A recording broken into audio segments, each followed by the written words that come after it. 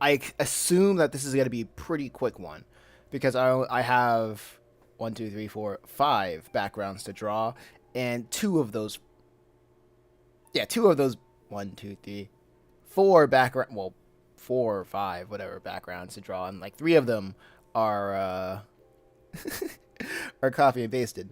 So, and I'm just gonna add a little bit of a personal flair because I think the style has updated since the last time I was doing this.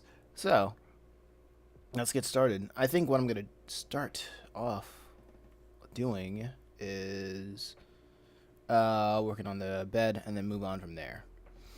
I think probably gonna go with a probably gonna go. No, I'll be streaming for about 30 minutes to an hour. Depends on how things work out, things check out. Oh wait, I gotta check something real quick. Okay, we're live, right there. Let me pause that so I don't have any issues. Okay, cool. Hope everyone's having a good old day. A fine old time. There we go. Oh, yeah. It feels like it's been a while since I've done this. Annihilation, what's going on? Hello, hello. Annihilation. There we go. Hey, Sketch. How's it going? I'm trying one more, what do they call it? One more strategy. I've been posting a bunch of shorts since last time. Yeah, since last time we were here. And we'll see if that will help me out a little bit more. I'm back on my posting 8 shorts a day grind. Isn't that what you always do? I stopped doing that after I hit like 500 videos uploaded, honestly. But after I did that, I was like, maybe I'll relax. And then when I was relaxing, I was like, this is kind of not good. YouTube is still not pushing. YouTube is still not pushing my stuff to a lot of people. So I was like, you know what? Let me try doing that again, and we'll see if that helps. Back on that grind. Yeah, I feel like I have to be on that grind 24/7 until YouTube uh notices me. Until the algorithm notices the audience that may like my videos and live streams.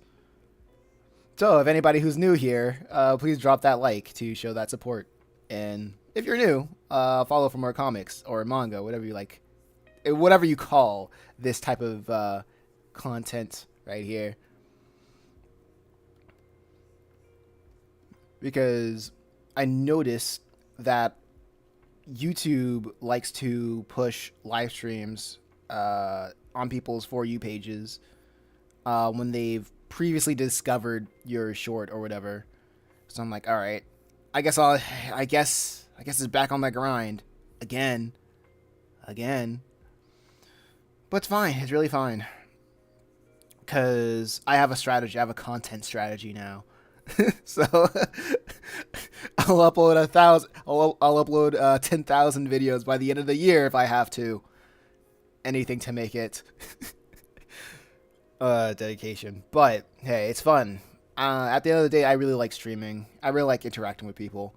Um, and once I figure out like how everything connects, then it makes sense. I don't know, man. Maybe you need to try some experimental videos and see if anything else will go through.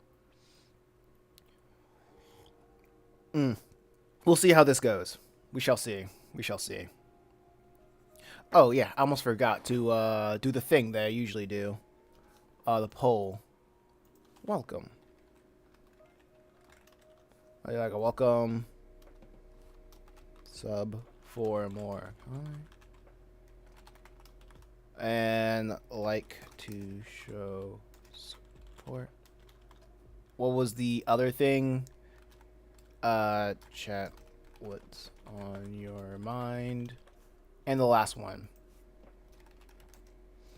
With share the stream with a friend. There we go. Poll started. Oh. I thought that was an actual person. Let me just take that person out of the restream chat. That's cringe. I freaking love Twitch. Found you through your streams. Oh yeah, thank you.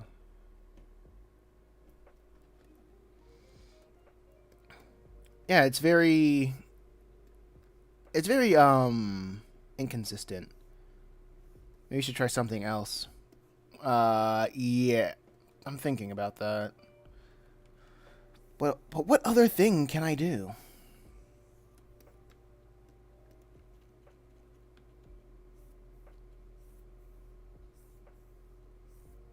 That's the main question I have.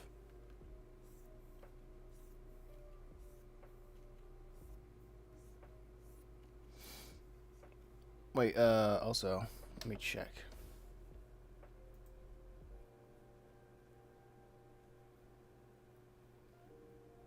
There's a lot of different things you can do.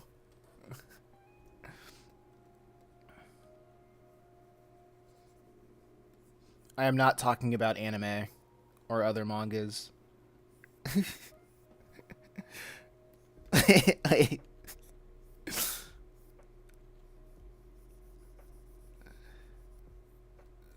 And I'm not drawing fan art of other mangas or anime. Neither am I. Neither am I. LOL. Well, you're not being specific either. A lot of little.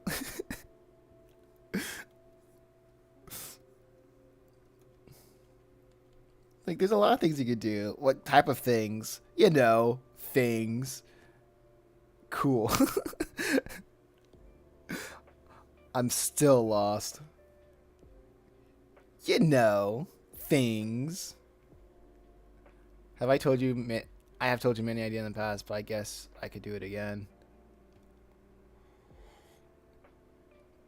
Life happens, and ideas get lost.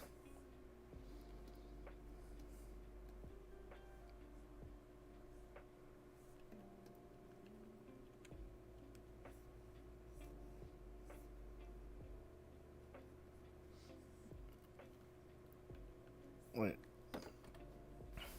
Annihilation said something. Let me see if I. Okay, found you through your streams. Okay. I got you. What the heck? Okay. I was trying to find my phone.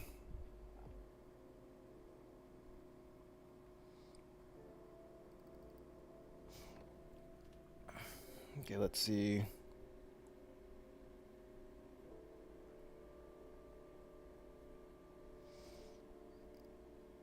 But everything's been moving pretty good as of late.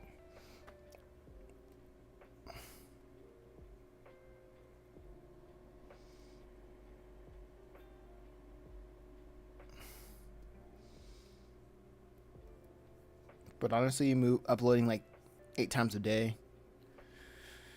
It's slowly moving the channel forward again, so that's helpful.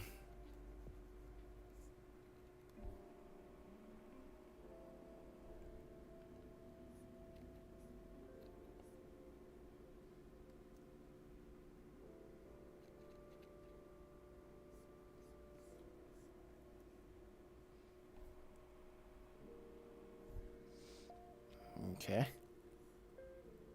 I've been trying to learn digital painting. It's pretty hard, like with colors and stuff.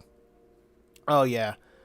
One thing that I've heard is just like starting with grayscale, because when you work with color, you're working with 3 different aspects of color: the hue, the saturation, and the value of the color. Because like every color on this color wheel has like a balance of these 3 things, and it's like that's why I mostly like avoid color unless I absolutely have to.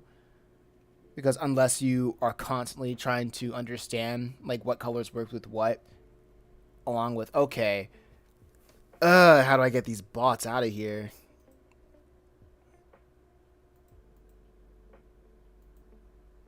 I hate, what a fun website Twitch is.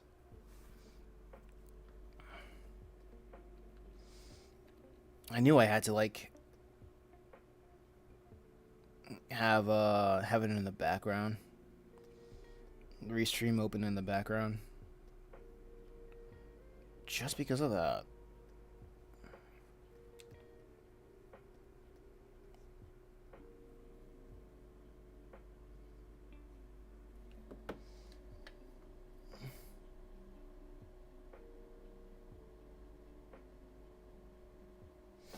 But it is what it is.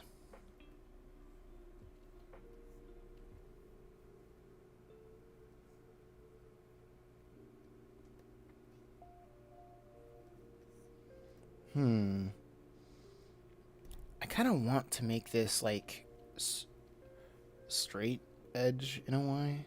Oh, that's why it's not working. But yeah, huge hue value and saturation.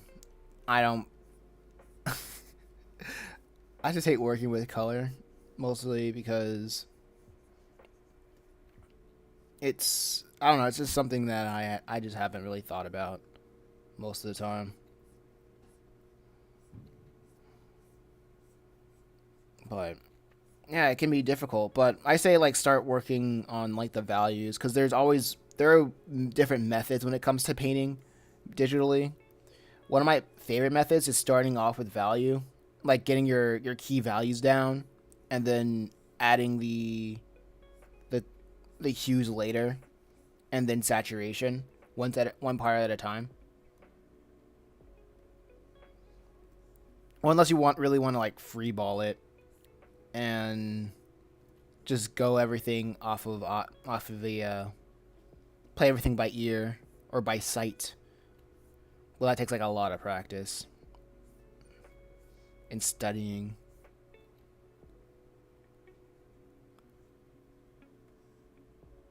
Yeah, switch to grayscale, get used to it. And I remember hearing that all good photos look exceptional, like still looks well if it's in grayscale.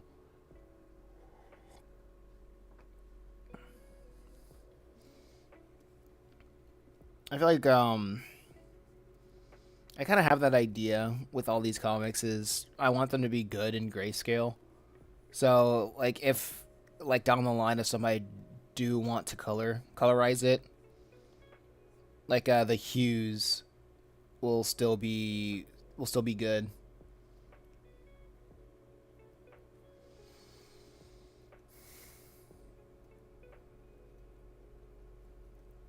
But a friend also, well, yeah, when it comes to like streaming, especially on Twitch, a friend gave me a an idea to get more watchers on Twitch, and he said to draw other Twitch streamers, whatchamacallit,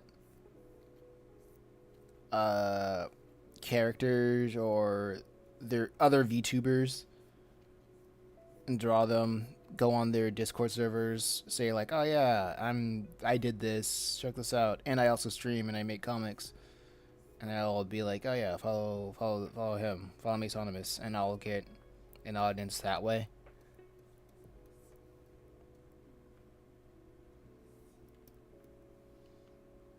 And it's a more guaranteed thing than making fan art.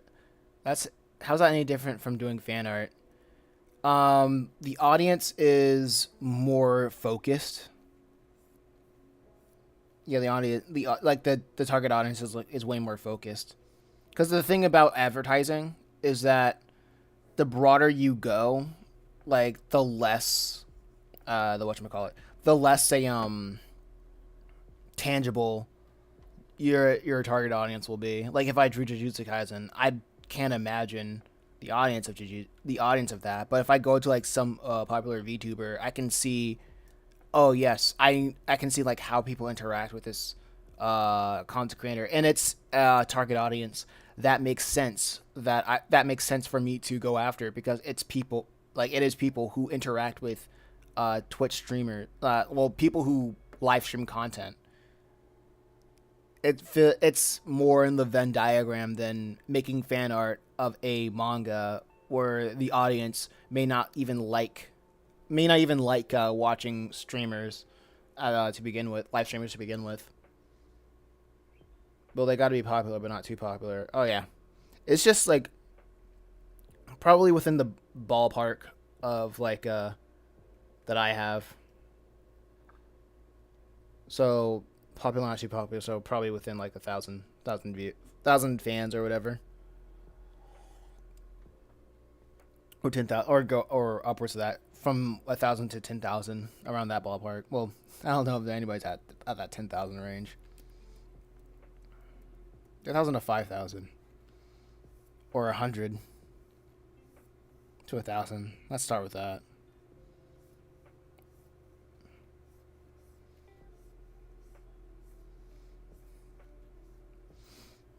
Because, yeah. Yeah, I would say even 5K or maybe 10K followers would notice fan art like that. I'm not.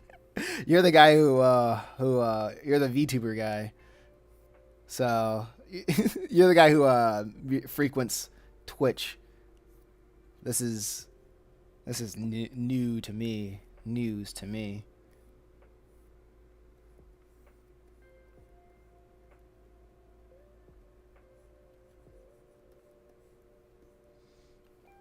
Okay, let me.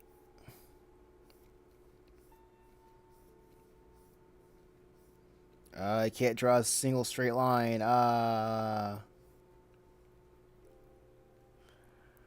Anything above 10K going to be hard to get noticed by the person individually. True dat, yo.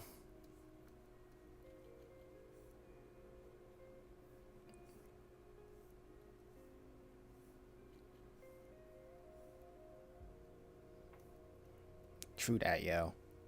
I think I'll do that.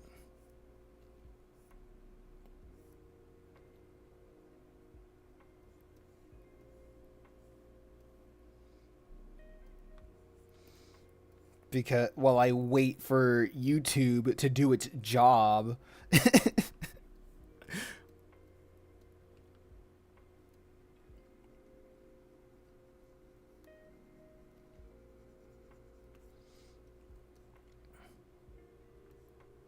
But it is what it is. Absolutely.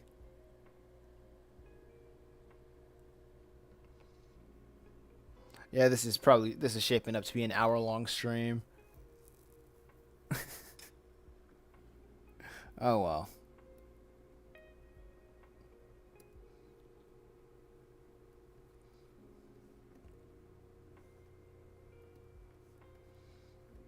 I'm like, dang, what happened, YouTube? You don't find your audience finds you. I feel like that was true. I heard that somewhere. I feel like that was true. That was true like in a previous era of the internet. Back when whatchamacallit,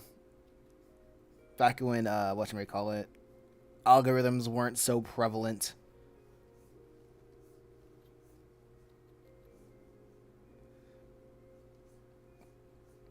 And also it's when algorithms weren't so prevalent. Yeah, true.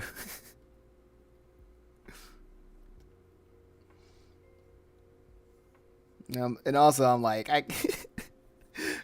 when I show my friend the YouTube my YouTube channel, and they're like, "Oh wow, what the heck? That's 700 videos." That's crazy. And I'm like, "Oh yeah, I guess the audience really don't know where I am after 700 videos." Like, how many videos does it take for an audience to find you? So, like, so I guess I don't. Long story short, I guess I don't believe in that. As much as I wish it was true.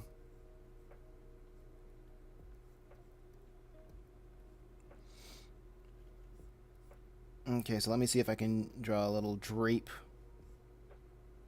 over here. Like so.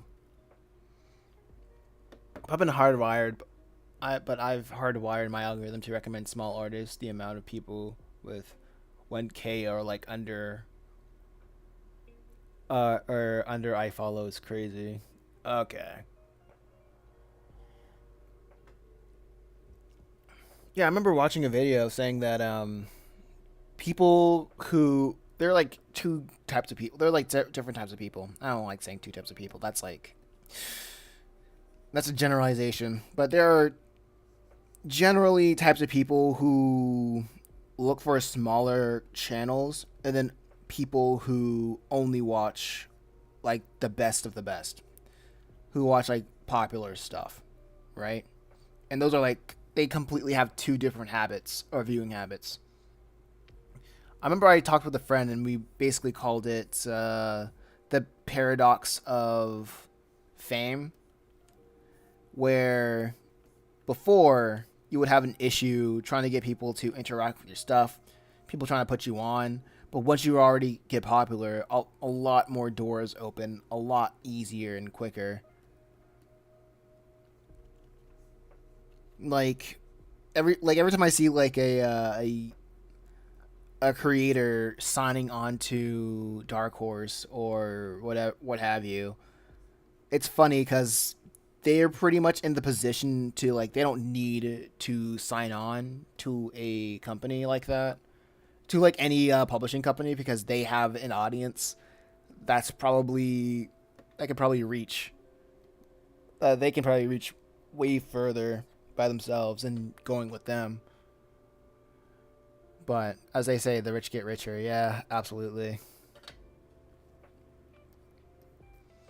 But the funny thing about the artist is that the artist really never knows what value that they have, or like how much value that they hold, and they undersell themselves way too often. So that's why a lot of creatives in the industry get screwed over. Or it seems like they're prone to being screwed over because they just don't know the value that they have. And I think it's what I think Kanye West once said this, and it says an artist who knows their value is a dead one. Like, that's something that he overheard. Some executive types that he was around joking about. Amen, yay. Yeah.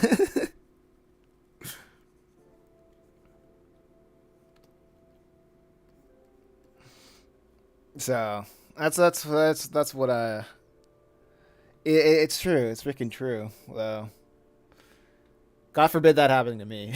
God forbid.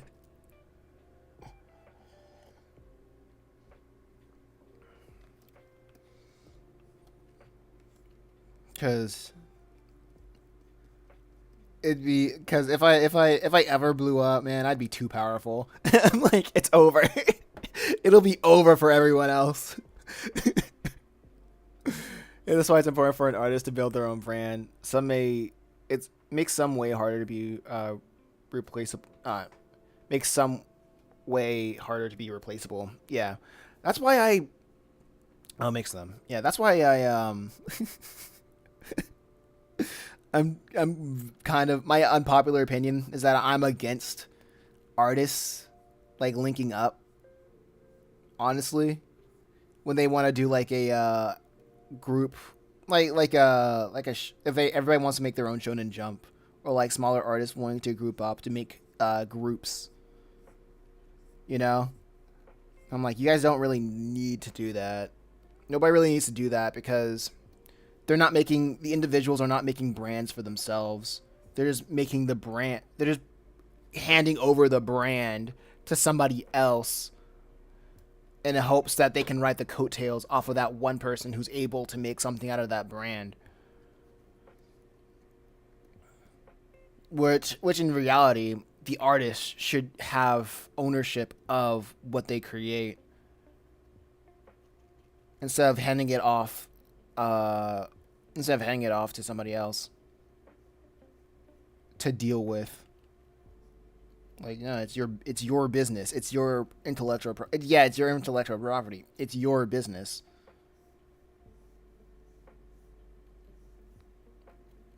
And I get that some people want to whatchamacallit. They have jobs and they have lives and they want to do X, Y, and Z on the side and they want to make whatever they want to make on the side, but I'm like, it's their prerogative. But if you ever get screwed over in the future, that's kind of crazy. Like it is what it is.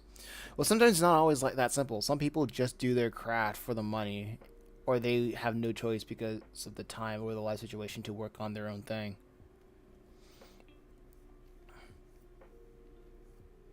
But do you authors' rights is universal stuff, right?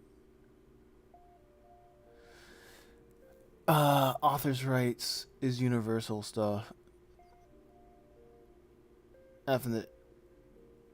But you do. Okay. Oh, I thought that was a question, but do you? But you do. Authors' rights is universal stuff, right? I'm trying to remember because I remember watching a video about an indie comic. There was like a comic revolution in the '90s where authors were not really being compensated, or they're not getting getting recognition for, or like respect for creating their own intellectual properties because they essentially signed it off to a publishing house, and the publishing house was like, actually, this is ours. T- Honestly, you just make the whatevers and we sell it. We It really okay. So hold on, let me read what you got going on. But people do their craft for the money. Wait, some people just do their craft for the money, or they have no choice because of the time or life situation to work on their own thing. Like I get it.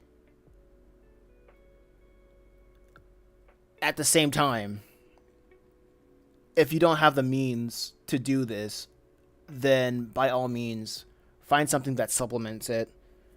Find something else that supplements it. That's a generality. So when you speak in generalities, you're obviously going for the safest bet for whatever you want to do.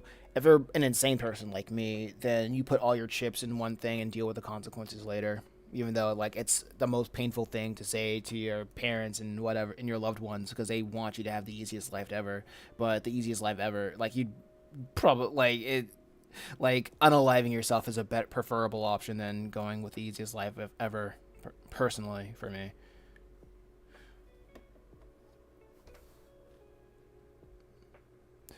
But that's me. I'm an insane person.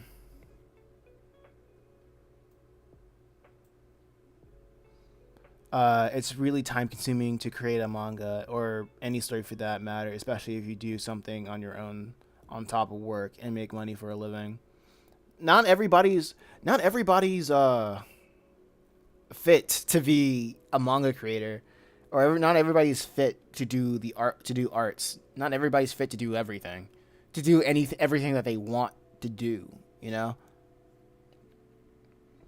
like like it's like doing this kind of stuff is a privilege. It's not a right. It's like making comics, making art, or doing anything for a living. It's not a right. It's something that you can do within your own circumstance.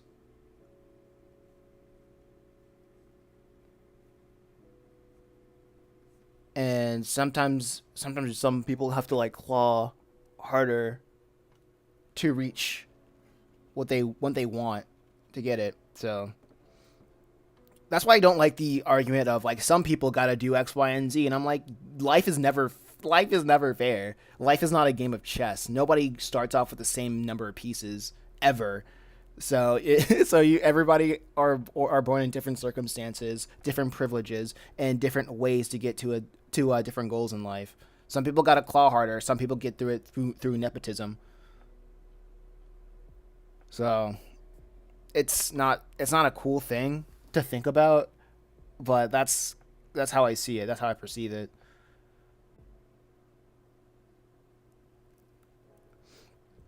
What do you think is the sequel about the sequel problem? Okay, yeah, yeah. Everyone do. Okay, what do you think about the sequel problem in the industry? So the sequel problem is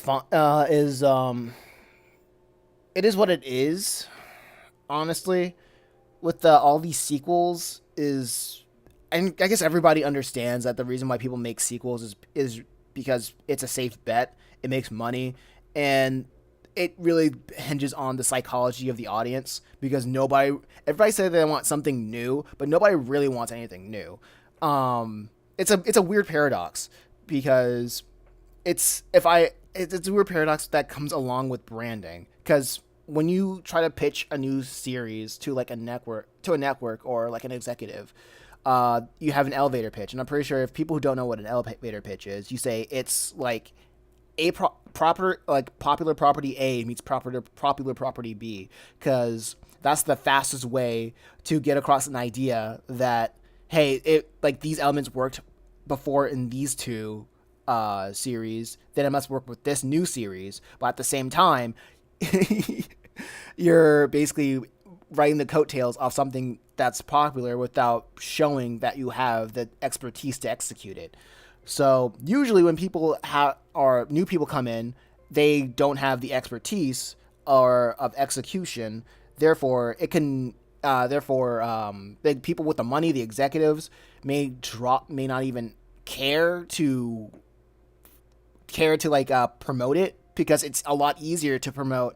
I don't know, popular comic number 57 other than new comic number 1. Well, actually, never mind. The first issue of comics are always the best, like the best selling of the comics, right? The first volume, the first issue is always the best selling, and then it drops drastically after that. And then once you after that initial drop, it's basically a climb back to where it was before. So the reason why we have sequelitis is it's a reason. It's a psychological reason because we don't really like new things. New scare like psychologically, it scares us. So it scares us. And we need to like come up with great packaging to make the audience cope. So to make the audience cope to accept something that's new. So that's my thoughts on like the sequel problem in the industry. It's here for a reason. Is it a bad reason? No. Like I don't even think demanding more from like the audience is the right idea because if you're demanding more from the audience, then you might as well fight the ocean. You might as well fight the ocean, you know? And that's a losing battle. The tide of the ocean. Um Next. If you want enough, you can have it. Just gotta put in the reps. Yep. All in the red, by the way. True, true. All to the. All. Yeah, true, true. I know that's why I'm saying that in that response to you saying that you don't see why artwork with other. Wait, I was saying you don't see why artists work with other people on the progress instead of their own. Wait, I was okay. I know that's why I was saying that in response to you saying you don't see why work with other people. I didn't say I don't see why because I see why. It's just that it's not a good. I don't think it's a good idea. I don't think it's great. I don't think that's me personally. I just don't think it's a good idea. But easier that said than none. Yeah. What else? If it's easier said, if something's not easy, if something is easy, then everybody would be doing it to the point that it's not work that it wouldn't work anymore. That's my problem with the saying easier said than done. Because if it was easy, everybody would be doing it, and it wouldn't be worth anything. Because literally anybody could do it.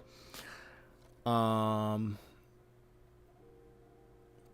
I'm an artist that's currently working with two groups of people on two different projects.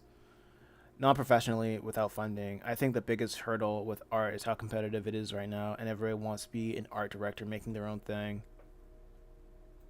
Kind of go. Yeah, okay. Which kind of goes with Mason's comment that not everyone's built to do what they want to do. To where to work with other artists, you really need to find a partners that really share the same vision. Yeah, it not only that, if everything is not being funded, if there's no money behind it, then like that's a wrap, honestly. Like pack it up, pack it in. Let me. You're kind of cooked in a way because unless it's everybody's passion, like if you're getting if everything's being done for free, nah, like you're not gonna get quality people. That's my experience. That's my experience. Like there's a reason that group mods like Fallout London are a big deal.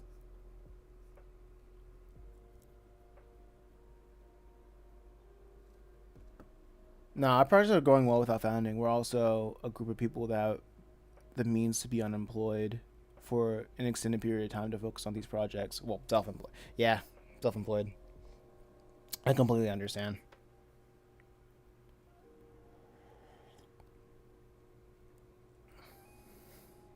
Okay, that's good. That's good.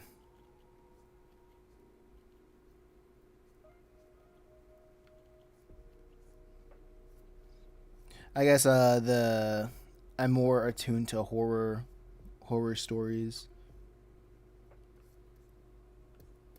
of collaborations.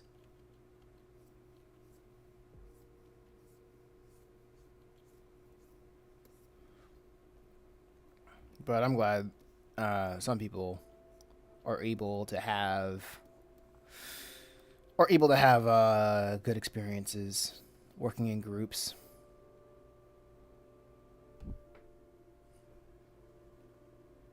But like you said, not everyone has that privilege. Yeah.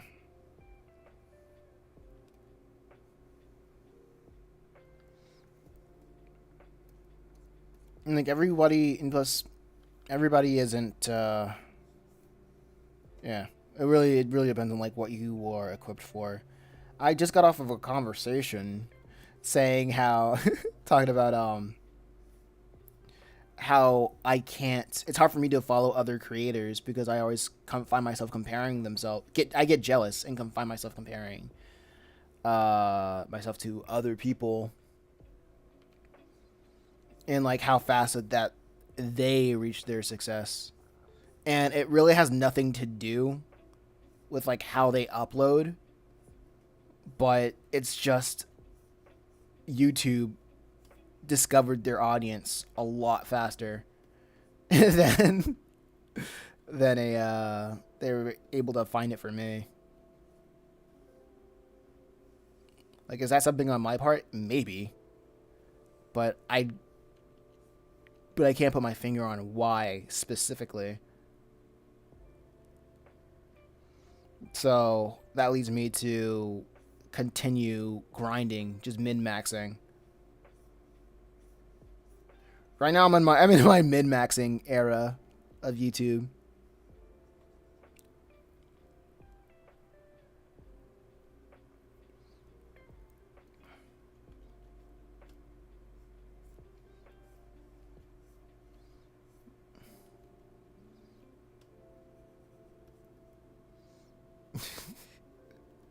Yeah, as artists, we can't solely depend on people finding. So right now, I'm just doing a. I think honestly, the content farming your own stuff has been like a pretty good. It's been working pretty good for me on shorts, for at least on shorts at least.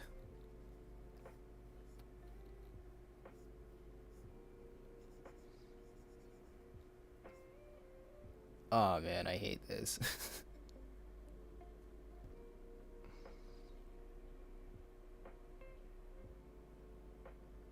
Maybe it has something to do with how they present their content or the way that they edit their videos to make it appeal to a wider audience / YouTube algorithm.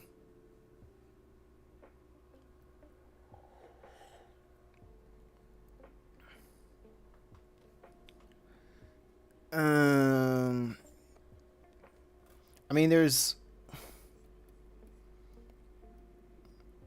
so many different ways. I would say edit their videos. I'd say it's probably more of how they present the content. I tried a lot when it comes to presentation. Ugh.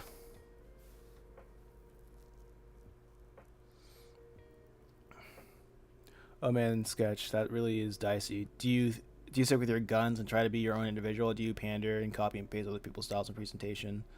There's a reason YouTube is pushing their styles over others.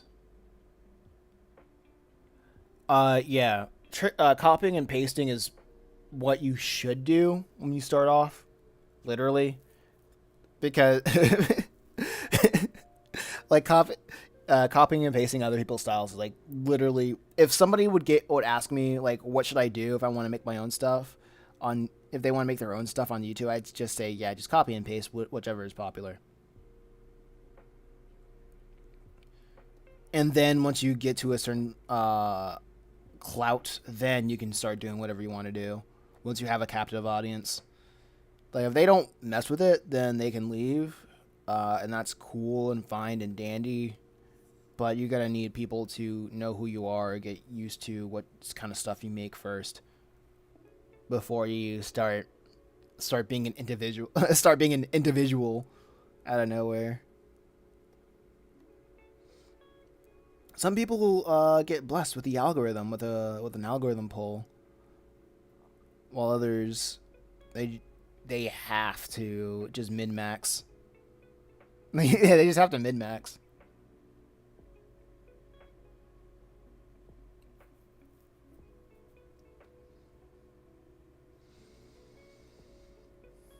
Unless they're really, really good at presenting their ideas or videos to other people.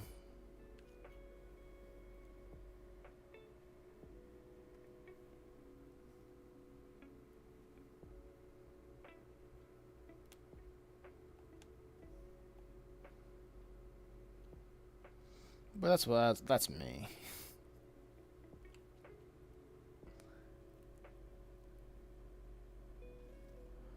So why not post shorts on something like TikTok? Oh yeah, I've been posting stuff on TikTok. My problem with TikTok is that people on TikTok don't like to leave that app. And plus, there's no way of getting for me to understand how to directly get paid from TikTok.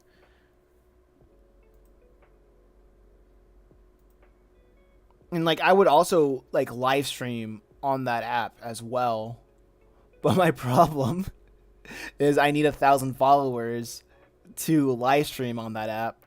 Not only that, no matter how many videos I post on that app, like people just don't follow. So I'm like, okay, cool, awesome, I guess.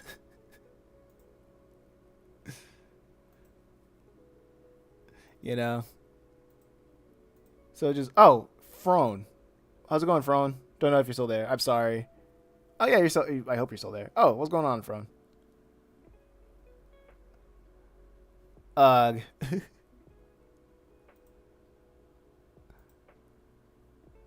Nice. Okay.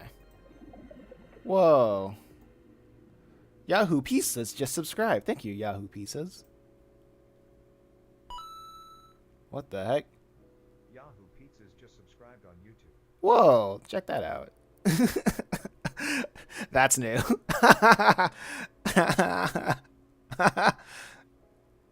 Awesome.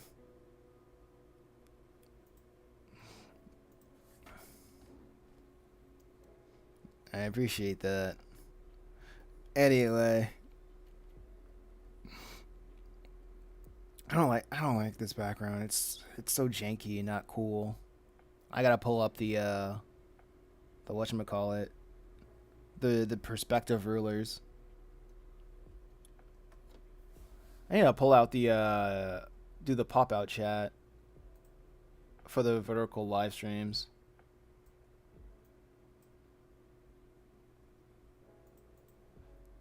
Yeah, so there's the I tried on TikTok and I tried on YouTube Shorts, and dang, it's you like TikTok and not shorts, but what do they call it on Instagram Reels, Instagram Reels, and Facebook Reels. Oh yeah, I also deleted my Facebook. By the way, I'm trying to start a new one. I wanted to nuke it. I finally found you again. Your style is so cool. Thank you so much. Instagram Reels are rough. Yeah. Welcome to the chat, Frone. How your day being? How's your day going so far? Hope it's great.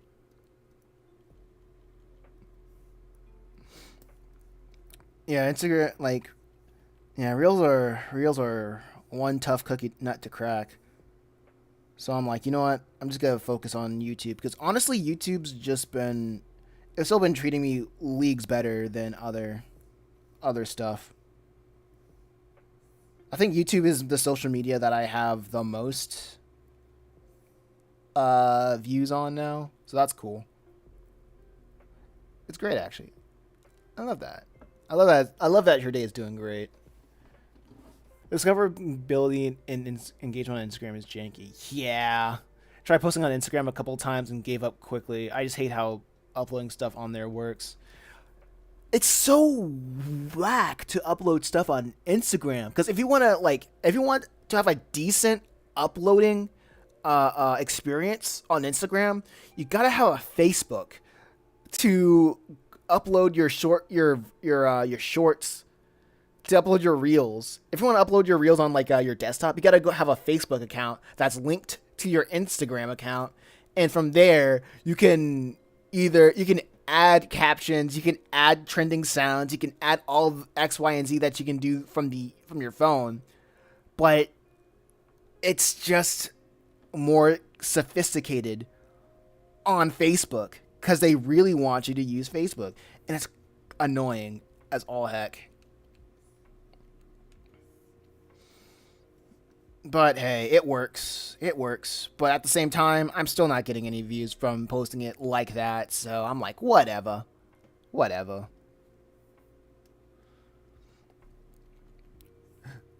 So Ron, what are your thoughts on the internet and being entertained in such a way? TV is coming back. It never left. Delete ruler. Let me try doing this.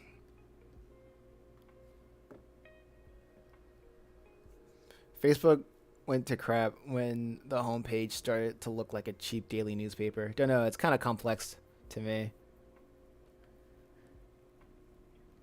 Yeah, there's too many things to do. There's too many things to do with the internet. So many things fight for your attention, like the home feed on YouTube.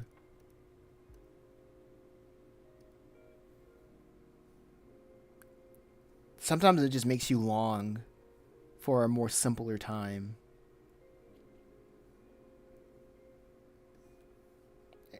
And I get that. I truly, truly understand. I'm just gonna upload to LimeWire. Yo, every time I think of LimeWire, I think of Soulja Boy and how he promoted Crank That on LimeWire. And if you did not know, what he did essentially is he would upload his Crank That Soulja Boy track so many times on LimeWire, but every time he would do it, he would just rename the title to a popular song. So every time somebody was like looking for a popular song, they would just get Crank That.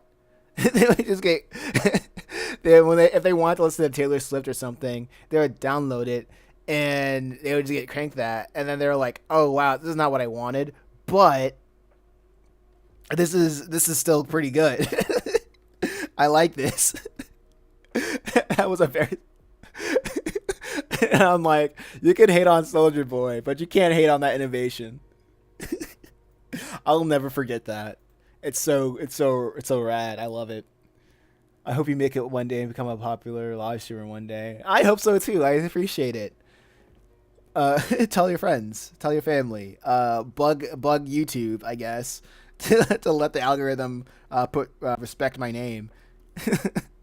Well, thank you. I appreciate it. Maybe one day when I get more popular, I can stop bugging my subscribers with with a shorts, with YouTube shorts. That'll be the day.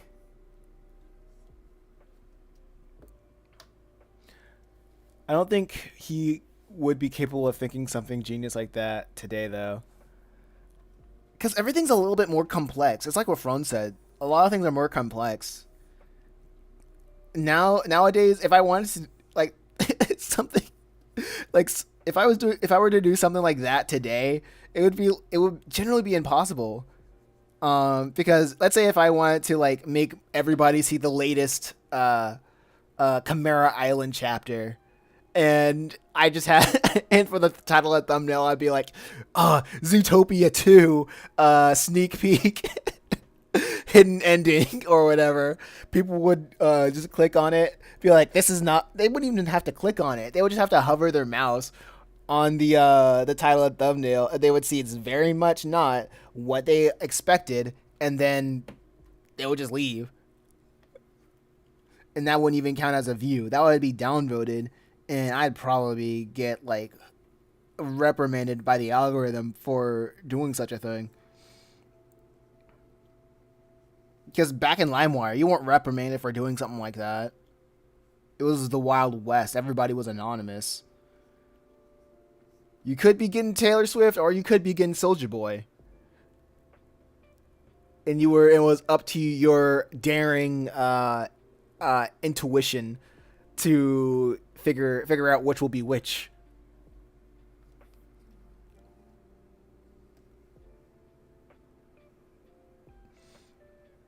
Okay, so uh but hey, you just gotta. The times have changed, but the grind has not. The times have changed. The grind has not.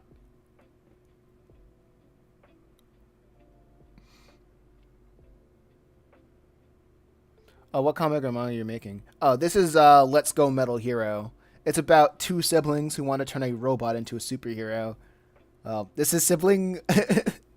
This is sibling one, Malik, right here, and this is sibling two, Michaela, right here. Sibling two, Michaela, right here. Oh, I don't know if you saw Malik. If there was a good shoot. Yeah, this is Malik right here. This is Michaela right here. And they want to turn this robot into a superhero right here, but this robot's kind of tired right now.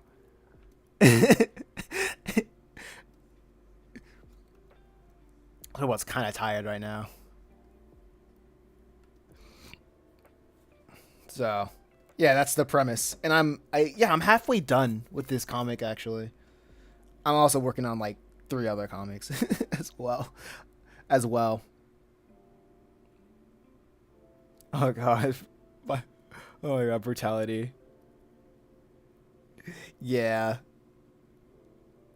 I really like this drawing of Michaela. It's it's kind of visceral. She's had enough. She has had enough of these shenanigans.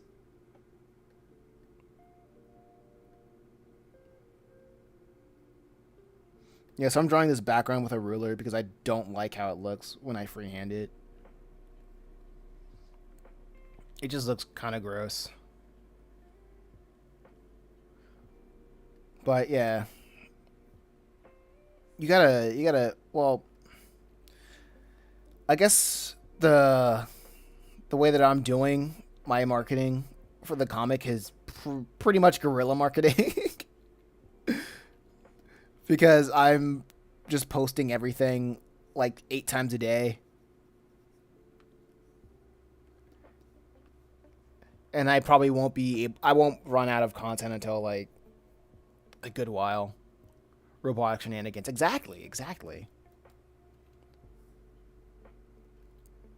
Yeah, I'm probably not gonna run out of content for a while. Probably until the end of the year, and then I'll think about, what should I do next?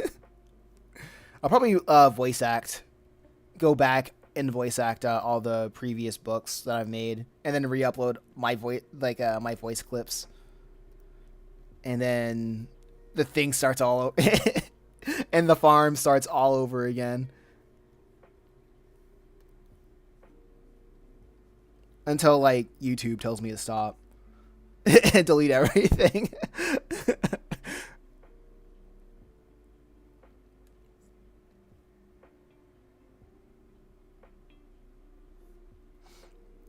Because right now, the reason why I'm doing what I'm doing is just brute forcing the algorithm's attention.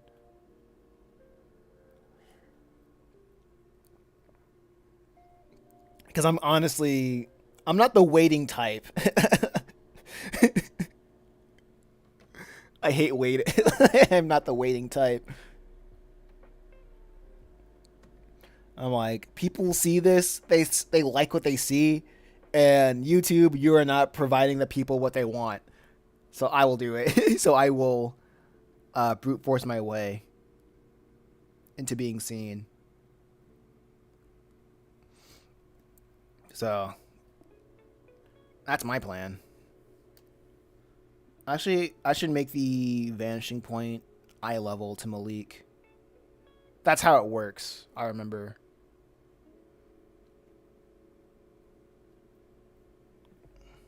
But I shall do this with the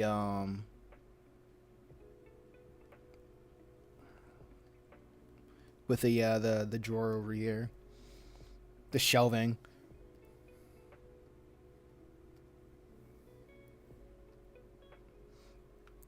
But until that day comes, like until that day comes, I'll just keep posting. I'm tired of like just waiting.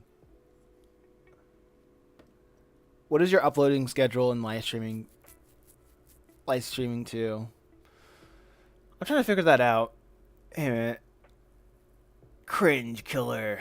Hey man, fan of your work. Jeep it up. I will absolutely jeep it up. Thank you. I'll keep jeeping.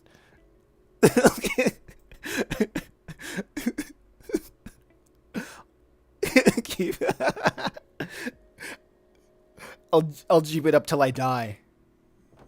Till I'm dead in the ground. keep, keep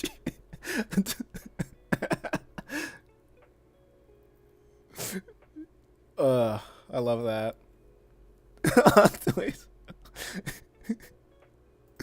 I appreciate it. I appreciate it.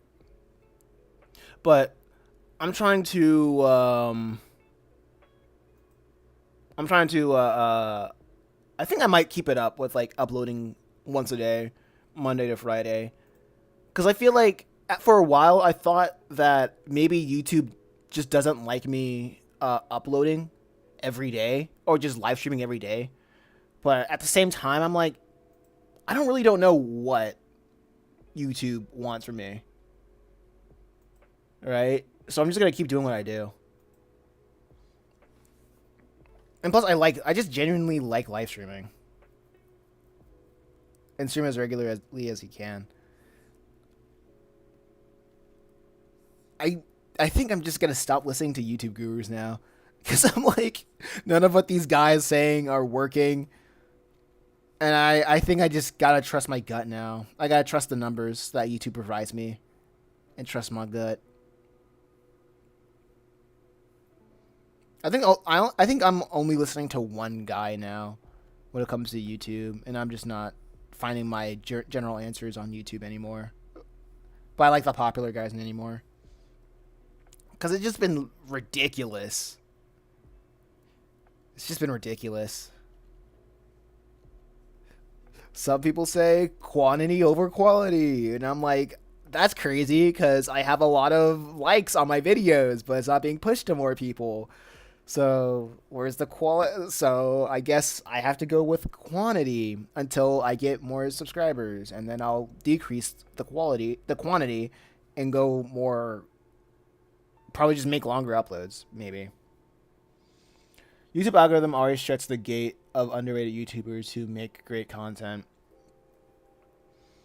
It's weird because every time you see like a content creator that is small but gets hella views, it's very much a cream of the crop type deal. And even like that's why I always find it so fascinating when I see YouTubers who say, "Oh yeah, I'm just a small little channel, and I just all these views kind of came out of nowhere." That makes me think, okay, so this is new. This like they weren't always like a big channel. I kind of appreciate when when YouTubers say that kind of stuff. Streaming is a good way to gauge what your audience on how you feel about you and your content. That sometimes your audience can be dumb. I don't think I've blown up to the point that my audience is dumb. Like I feel like I remember hearing people say when you like going viral is a curse because when you go viral, your audience changes to people that are outside of that core demographic, and you can't really account for that because when you go slower, it's more of a. It's not that you're more picky and choosy. It's more about people who discovered you, and because the people who discover you are kind of different. They're not the type of people who interact with smaller channels. They're the type of people who interact with larger channels because it's less awkward to talk to be it's less awkward to be a part of like something that's big than to be a part of something that's small. You know what I mean? You see it a lot, especially when you're trying to sell. Well, I see it a lot when I try to sell my books in like markets. Like it's the people who have the nerve to like the nerve to talk to me about what I'm making. I can't find a better word for it other than the nerve or the guts to interact with me when nobody else is. It's a different type of person than a person that's just wanting to see what I'm talking about. They don't want to interact with me, but they want to hear the conversation in passing. So when I like if YouTube blows up the channel or whatever, I will get like a different audience other than people who want to interact out of genuine curiosity. Because I feel like when I get bigger, the channel gets bigger, I'll be seen more as a brand than a person. That's my idea. That's my thoughts, or my predictions. How many pages is your comic? Let me pull out the handy dandy. The handy dandy. Whatchamacallit? Thumbnails. I like to physically draw my thumbnails on this sketchbook. I also scan every page, and put it in the digital copies that's on my website that you can purchase on my website for like $5. I think this one is 120 pages. I'm literally halfway done. 108, 116. Okay, 120. Yep, I was right. That's 120 pages. Oh yeah, I also have author's notes that goes over my ideas, my thoughts of my inspirations and my thoughts of how I executed the chapters. I think what I want to do for like a members only content is do a live read, like just do like live reading, not really voice acting, but live reading and live commentary of like chapters. Like I did that before. Um, it's up on my channel. I live reacted to like 20 pages of book 1 of Purgatory Academy, the first 2 chapters of Metal Hero, and the first 2 chapter. Well, yeah, the first 2 chapters or the first chapter of Just a Reaper. Oh yeah, in the first like 20 pages, 24 pages of Chimera Island. They are pretty long videos too. I think I'll just keep those as like free for everybody. But right now, since nobody knows about my comics, nobody's really looking for them. So I'll just probably have them for like members and whatnot. Once if YouTube allows me to be a member, a partner.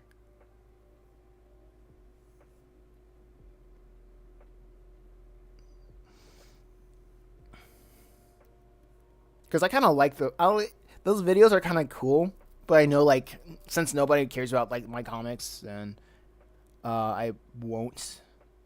I don't know. Maybe the packaging needs to be better. I'm glad I could get here to see you grow. Thank you. I appreciate it.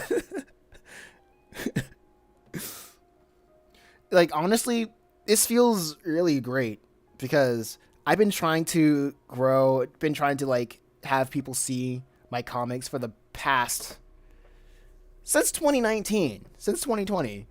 And it's just been a hard road. It's been a difficult 4 years because of a lot of learning, a lot of false starts, and a lot of like false victories. Cool victories and false victories. And finally understanding that I kind of should have just stuck with my guns and being on YouTube. It feels good. It feels good to actually grow on a platform and have people interact with your stuff. It feels good after so many years of posting online and getting nothing. That's why I have a disdain for a lot of social media. A lot of social medias. I'm glad you get okay. Where did you learn how to draw? It's a lot of it's mostly self-taught. I have had classes of like taking art, but that was because I didn't feel like I would have to learn anything new. Because art would be just an easy A. Because I always wanted to draw. I always wanted to make cartoons, um, and it all just started from copying my inspirations, which was a lot of like Cartoon Network stuff. I didn't really when I was a lot of stuff I saw on Cartoon Network or Nickelodeon when I was a kid. Like anime was around when I was growing up, but I wasn't like an anime. I wasn't really into anime for real when I was young. I really like the American stuff. Do you plan on coloring your works later on? I feel like I'll color the works like very late. Like very later on. It's to the point where like I'm not a big fan of like colored stuff. Pause. Like, I'm not a big fan of like color comics. Mostly because I don't cuz color is like a weird thing that it could enhance uh, a comic if people know what they're doing. But the thing about me is like I don't really know what I'm doing with color, and I don't think it's I don't think it's necessary. I just don't think it's necessary, honestly. Until like if color gets more people to watch or to read it, then I'll probably try to hire somebody to color the comics. But other than that, or maybe I can do it on my off time. Maybe I can do it so I can get better at coloring.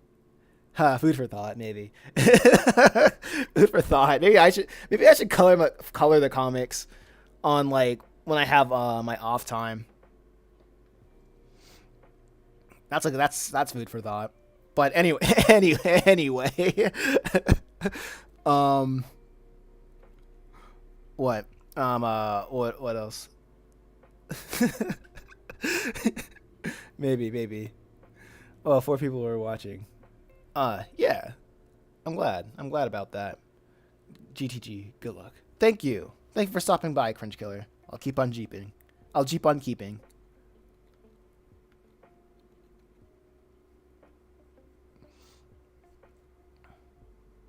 That was great.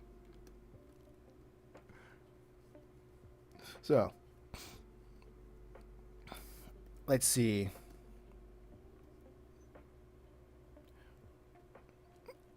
I really hope. I really hope I get to be monetized this year. If I get monetized this year, that'd be like a crazy goal. That'd be amazing. And I feel like it is possible. I know for a fact that it's possible, but the but is crazy. Pause. However, it's out. It's completely outside of my control.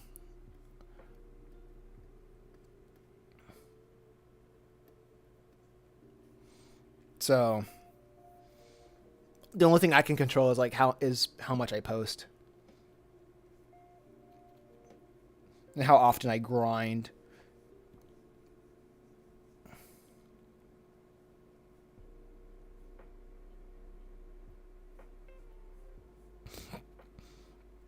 And maybe when I do make it, I'll probably think of I'll be able to think about something else to talk about.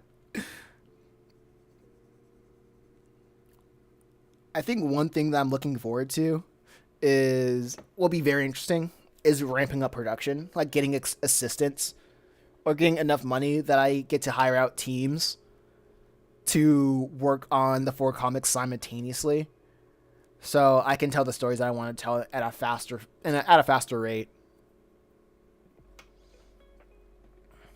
Because the way that I make comics is that I write the volumes first, and then I do others, and then I then I go to like show it to a friend or two for proofreading, and then I start with the thumbnails, and then I digitally do the other things, finalization. And if I can like incorporate other people into that workflow to work on different aspects of the comics and to work on the different comics and get them done faster, and so I can start like uploading stuff at a regular rate and be tell these stories a lot faster. That'd be a dream of mine, and still be able to pay rent. That'd be a dream of mine, and rent and food and all that stuff, and have my own car. That'd be great. What's your favorite food, drink? Mine's hot dogs and Coke. My favorite food is fettuccine alfredo. I like that. I like that dish a lot. Fettuccine alfredo.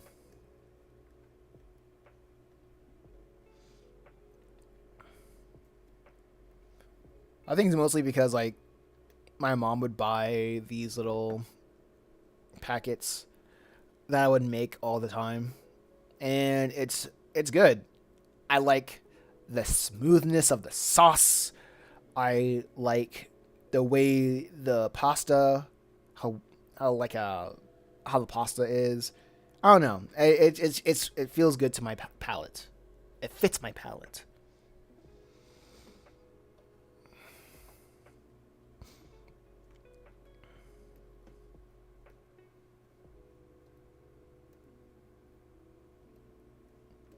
The cheese, the milk, the pasta. It's great. That's my favorite.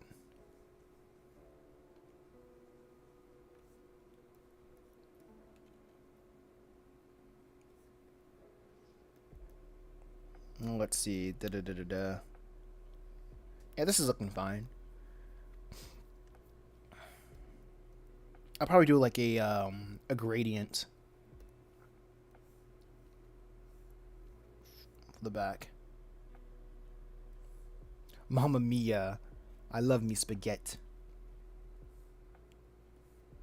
Spaghetti's spaghetti's all right. It's like, I mean, it's all right.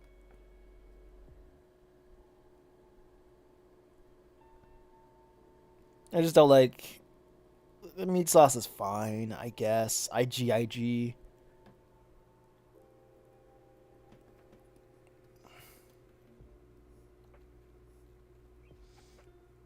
I'm not a spaghetti hater,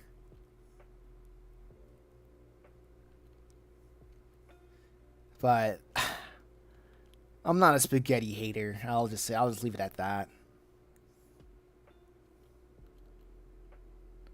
Oh yeah, hot dogs and Coke.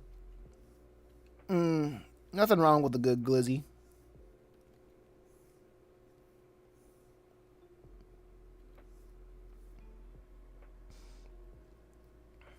and a Coke. I need to try a Coke and a Pepsi one after another just to see how different it is. I remember somebody was ragging on me for saying I can't really taste the difference between a Coke and a Pepsi. All I know, I wouldn't say I know it, but I just heard that Pepsi is just sweeter than Coke.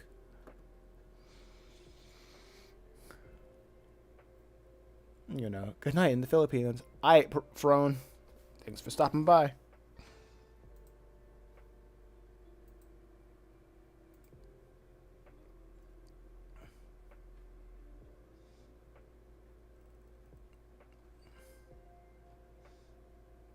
One, two.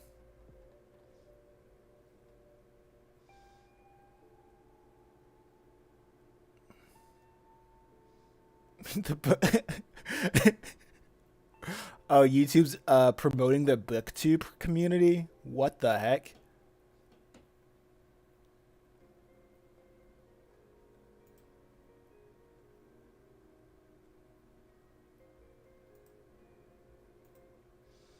What's this all about?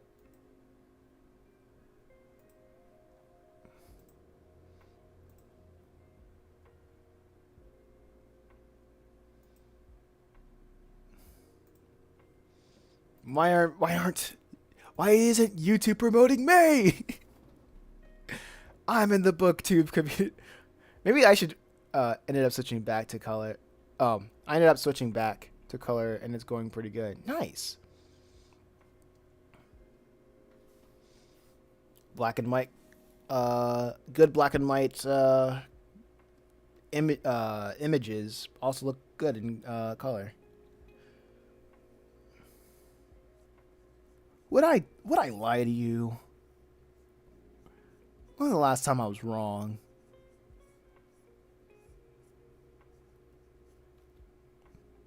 You darn right I'm right. I can't believe the time I was wrong. My favorite line from I Spy.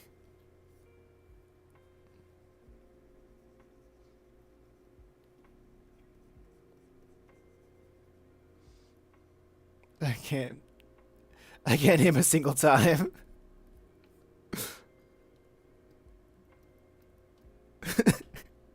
You know what? I guess you're right. Dang right I'm right. Can't remember a time I was wrong. I love that. I love that total friend energy. Everybody who has a friend like that.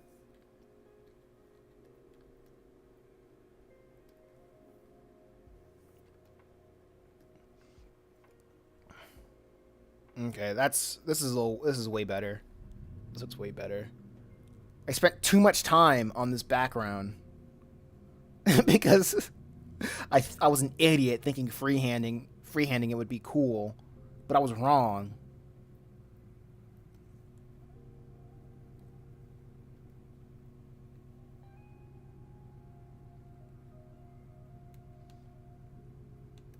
Okay, I'll do this. Freehanding is my lesson is has been learned. Freehanding is for fools.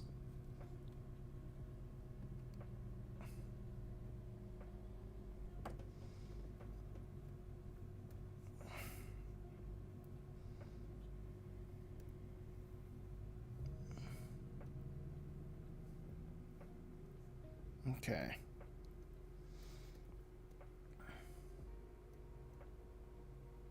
Now let me see. But I but I suppose my theory is kind of right when it comes to live streaming. When I started live streaming, I had a I had like a couple of people show up. Yeah, I had a couple of people show up. Um, it's it's disheartening to see 6 people in the chat. 6 people, not in the chat, but 6 people watching the stream, and none of them are chatting. That's fine.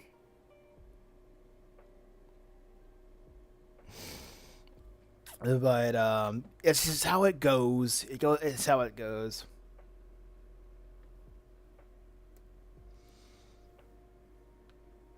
For me, but at the same time, I'm really grateful for everybody in the shorts live in the not shorts, but in the horizontal live stream turning out and talking, because that's really fun. I'm chatting, just doing. I'm chatting. I'm chatting. I'm doing just doing stuff. No, I feel you. I feel you.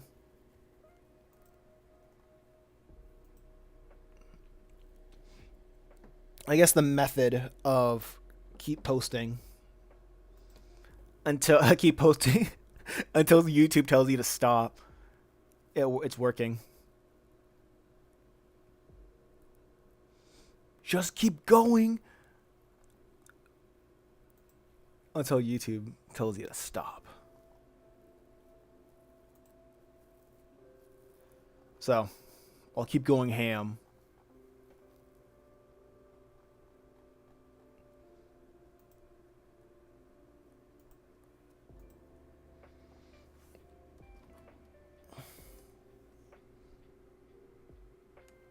Okay, so let me. Okay, so let me do this.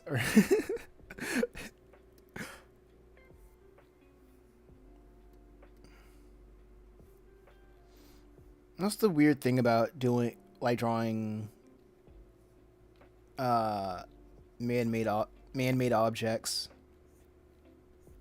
It's always gotta be. It feels like I either have to like follow the guidelines or it's just gonna look weird.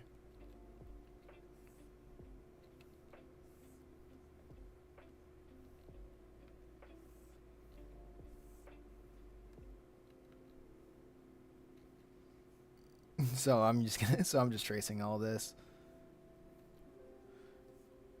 But I am doing trying to put in like a newer spin on it because I haven't touched this in a while. And my art style has been more refined. The art style for this has been more refined.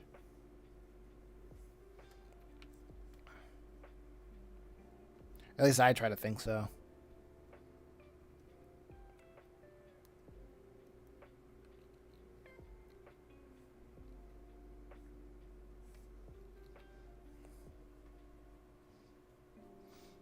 Wait a segment.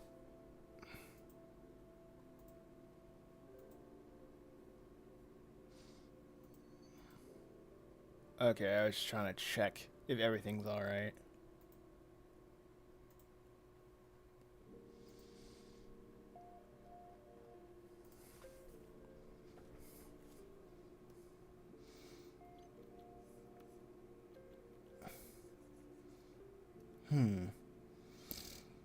But I sure hope that I'll be able to get something right done on YouTube.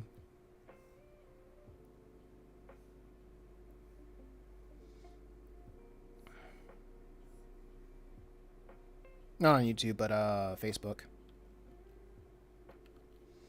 Cause like once I've done what I feel like I needed to do on YouTube, then I'll branch out. I'll feel more comfortable branching out to Facebook. And then I'll get these boomers to read comics.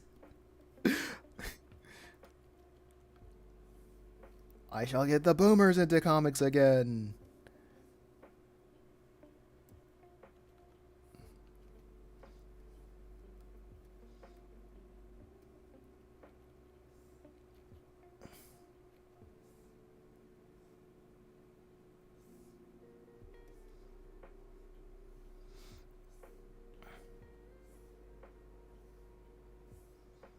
But that con also reminds me of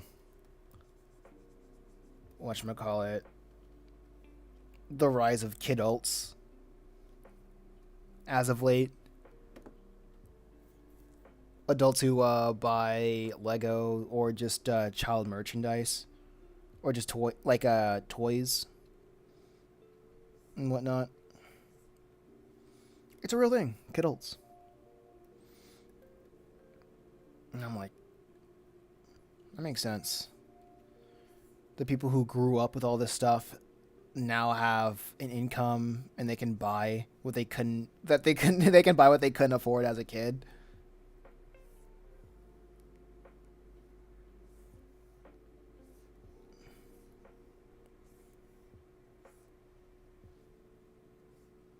It makes sense. It makes tons of sense.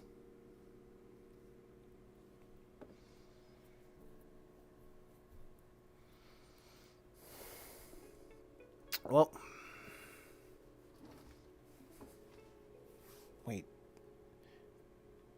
Did I get the door pattern wrong? Now I gotta recheck.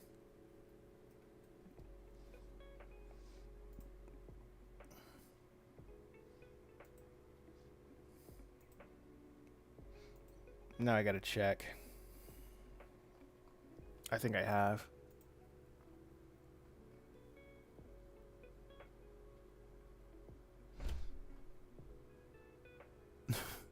Yeah, I got the door pattern wrong. But I can easily fix it. It's easily fixable. Oh, sorry about that.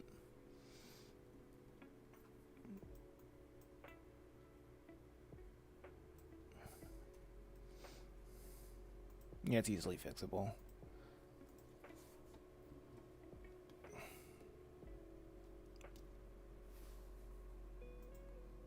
I just made a coffee. Oh, what kind of coffee?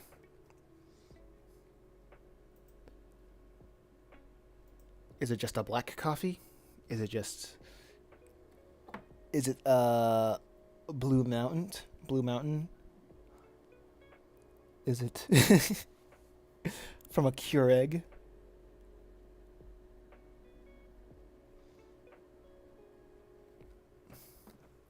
Just instant coffee with milk. I get you. A nice little latte.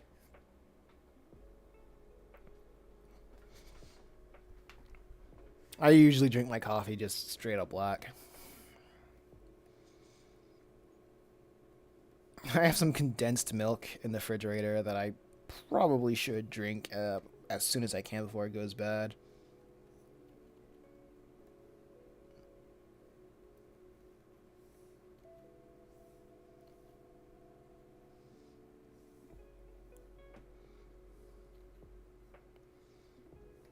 I think I'll think it'll be all right.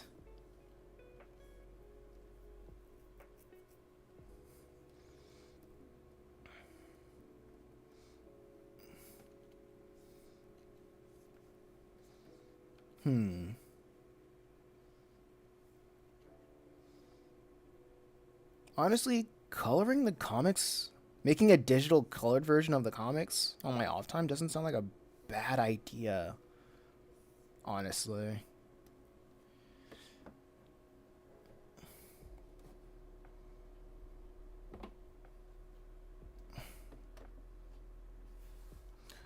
But if you guess who I am, if you guess who I am, you have a great future.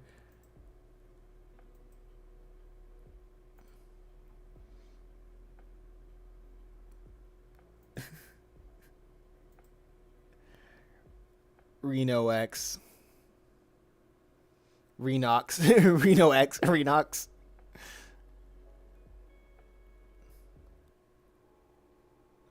Have have a great have a great squared future.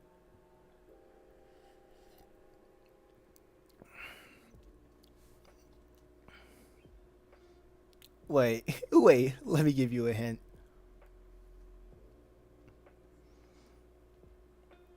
I mean, I don't talk to a lot of people, so if we recently talked, then I'm like, yeah, I know who you are.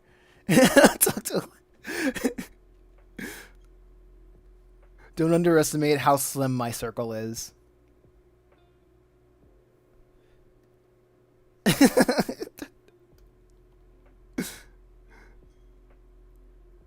uh,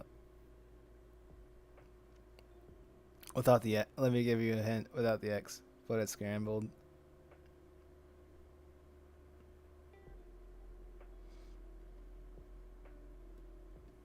Okay.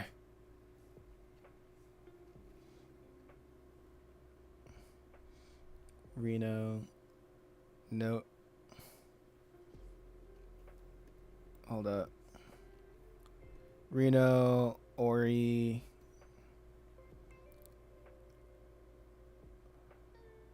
Roni. Nero.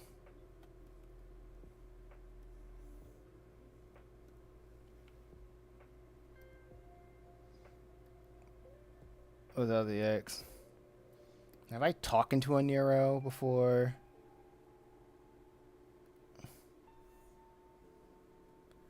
Like, have we talked before? uh, let's see.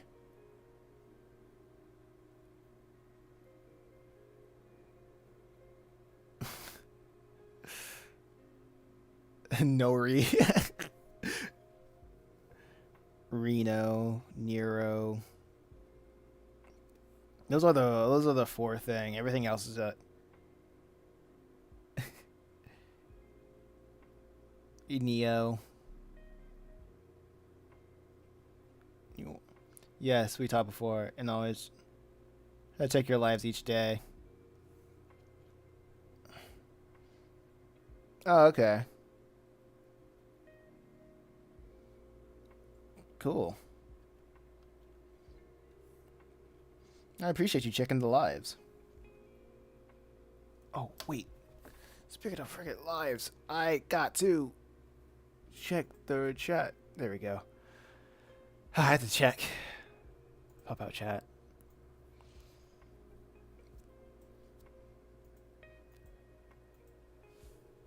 I appreciate it.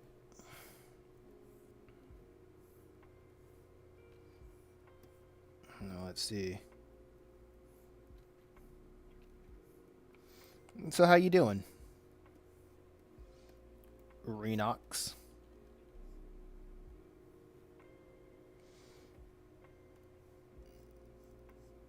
I remember you.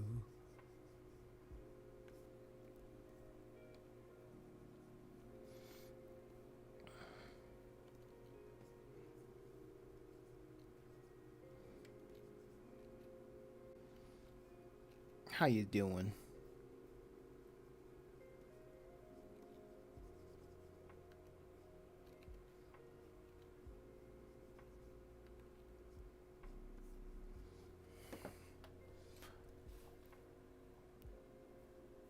Uh-huh, you haven't guessed it right. Another hint.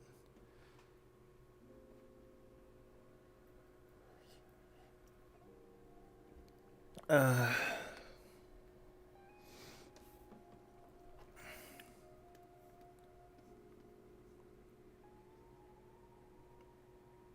I always call you by your name. A lot of people call me by my name. A lot of people call me like my name's not really hidden.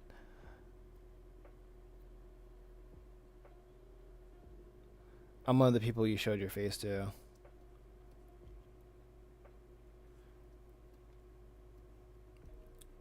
Second hint. Second hint. Do you have my Discord? I mean, your name is your name. Yeah. I'm like, that's not. And like, you show me your face. Like, I had several face reveals on my channel. So, like, and there's that too.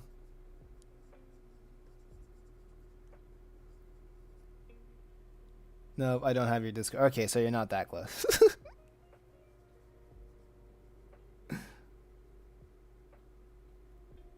But I also know your birthday. That's not really. Well, yeah, true.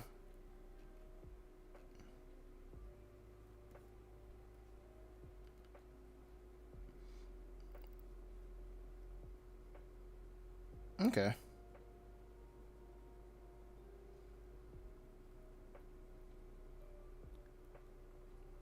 I'm stumped.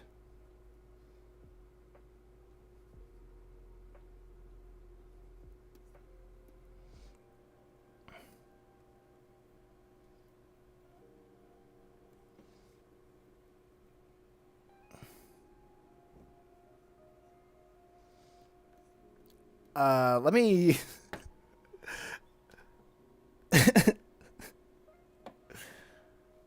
I think a better question to this riddle is why. I don't want to sound mean, but like, why should I remember?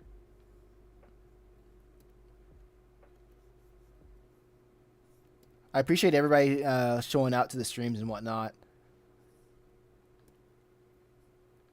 but it's hard to remember. It's kind of how I am. It's not really a slight or anything. It's just how I am.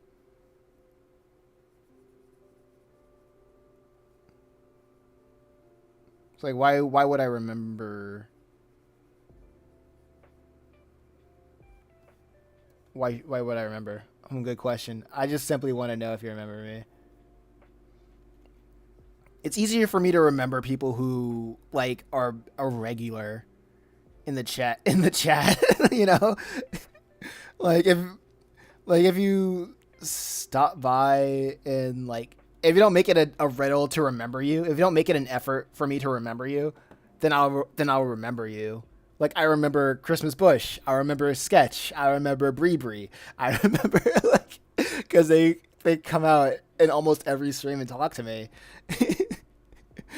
Like I remember like those are like the third like the top three that I can like recall from memory because they constantly show up and they make sure that they make sure that they're known.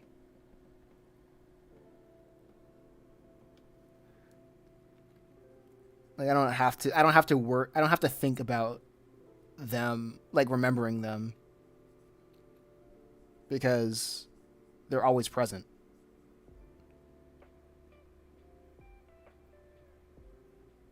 Yeah, Sketch is very common. That's the guy I always see in your stream. Yeah, because like you don't like I don't need to I don't need to struggle to remember Sketch. I don't think anybody who frequents my live streams people who watch my live streams they know who Sketch is because Sketch is essentially my co-host like for these lives.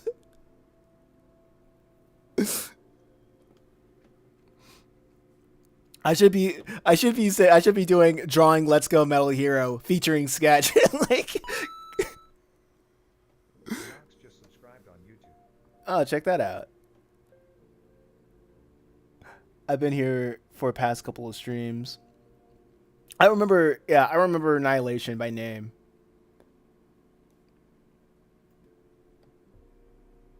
Like,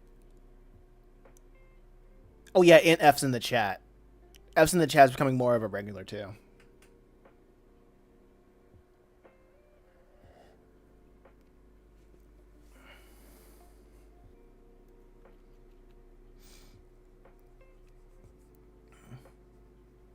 Because it's easy because they always show up. Okay.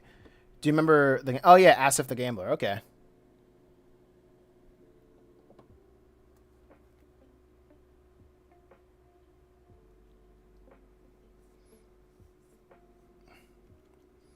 Okay. I mean, Asif the Gambler. Okay. Yeah, I remember Asif the Gambler.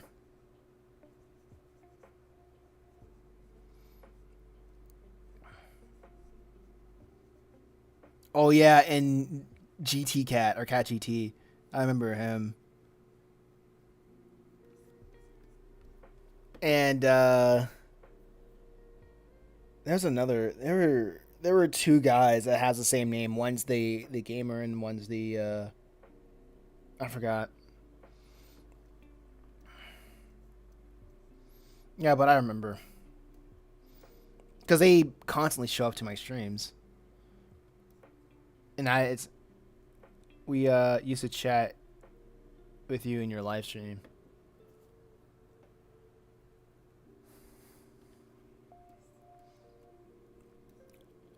Honestly, how my mind goes, if you tell me the name, I'll be like, okay, I can recall that.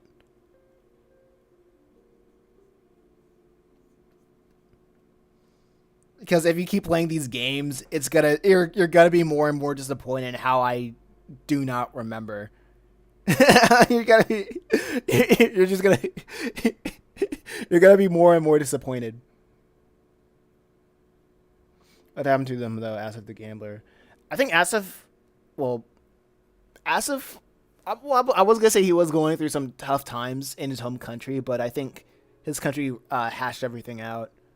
The rebellion won, I think, because I remember I was playing Persona and he was telling me everything that was going on, the corruption going on in his homeland, and but recently he said like everything's cool, everybody's celebrating. If I remember correctly, I hope that's what happened. if I remember correctly.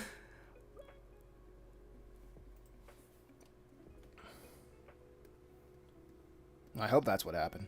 Everything is hashed out, and he's doing good, and everybody that the government killed uh gets what's owed to them.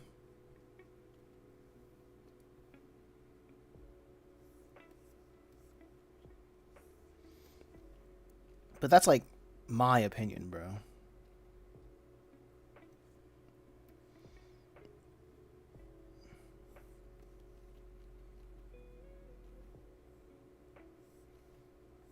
But yeah.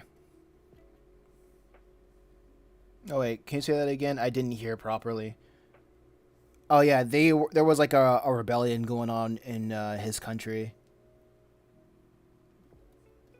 but I think it was hashed out. I think that's what he said. Like why he wasn't able to be on a couple of streams because like this government cut off access to the internet to keep the rebellion to keep the rebellion from reaching more people.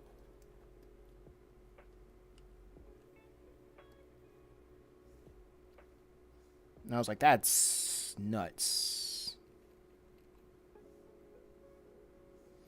But governments do be controlling the minds, controlling the masses like that.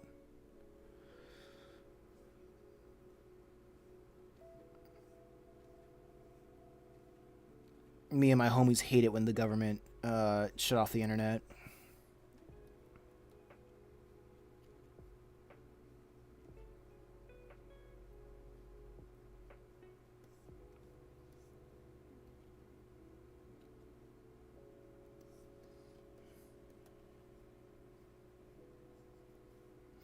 But yeah, that's kind of what happened.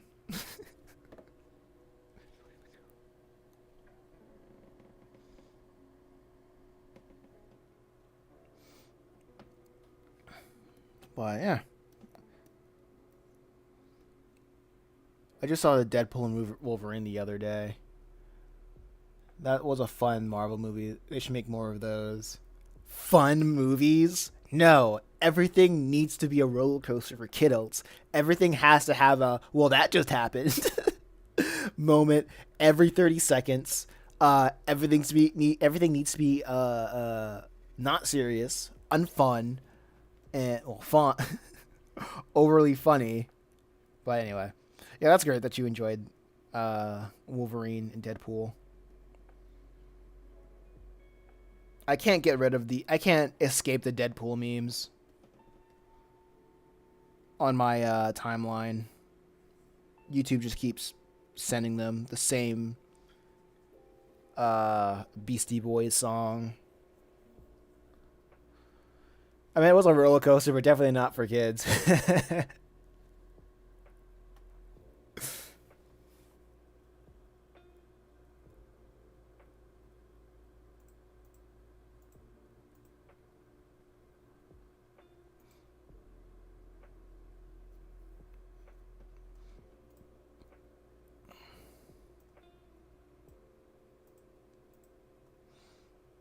Massive. Last year.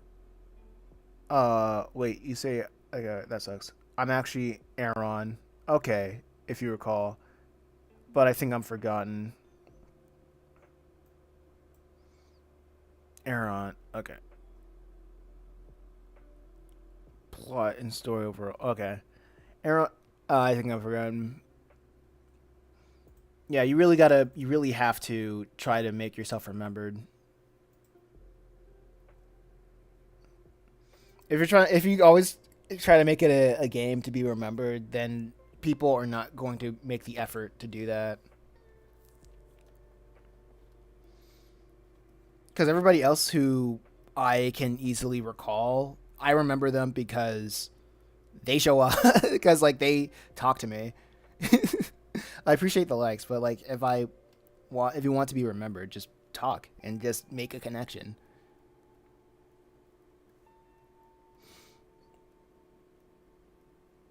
That's basically what it is. Because like a lot of people have been like people do be saying that like if I blow up, right? If I get like a lot of people in the audience, my brain will just not be able to keep up, right? And even now, it's I can only remember based on sheer repetition of the people that show up and talk to me.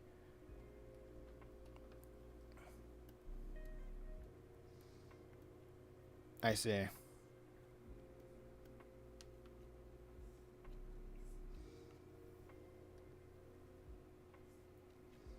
Because there's a lot of people that show up, say one thing, and then leave, and then I just don't see them again. I'm like, okay, cool. People say like, oh yeah, just love the love the art, and then bye, and then they just dip. But anyway, anyways, congratulations on 700 subs. Thank you so much. I I'll see what I can do for 1,000. You're quite getting you're quite getting close to your dream on the 10K subs. Well, yeah, one step at a time, one sub at a time. Sir Pigeon Lot, do you feel like it's better? Wait, do you feel like it's better that there's a smaller group of people just coming and chatting, and some staying, or would it be better if there's a bigger audience? I'd rather have like 5 people that I can talk to for 3 hours than having 10,000 people not saying anything in the chat. You know what I mean? Like if it was like, because being like streaming and having a 10,000, having like 1,000 lurkers or 10,000 lurkers or even like 10 lurkers, if I have like 10 lurkers in a live stream not saying anything or interacting with the stream, I'm going to feel nervous. Like, I feel like I need to entertain people. I feel like I'm not being adequate of like getting people to just saying anything. Or I feel like if people are not talking, they're not having a good time, you know? And I'm having a good time, but if nobody's really doing anything, if nobody's really talking or interacting, I feel like that I'm not doing my job right. So, doing what I'm seeking out to do adequately, and it just feels weird. It just feels weird and nerve wracking. So I would absolutely have like a smaller audience that talks. Also, having like 10,000 views to look at my like 10,000 people on the live stream looking at it for an hour, that would be cool for like getting monetization, but that wouldn't help me out in the long run because I want people to, you know, look at my content, binge watch the content, and be invested in the comics that I create. So I can make a proper living off of this business. So, have you ever heard of the Dunbar's number theory? What is the Dunbar's number theory? That's new to me. Also, welcome, Sir Pigeon Lot. I'm not sure if you have been in this chat before, but welcome to the chat.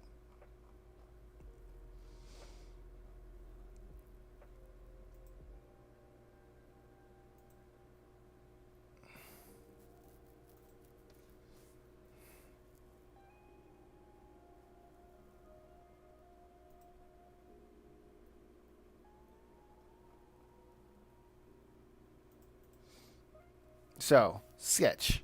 A bird smiley face. I appreciate that. Explain to me Dunbar's number theory.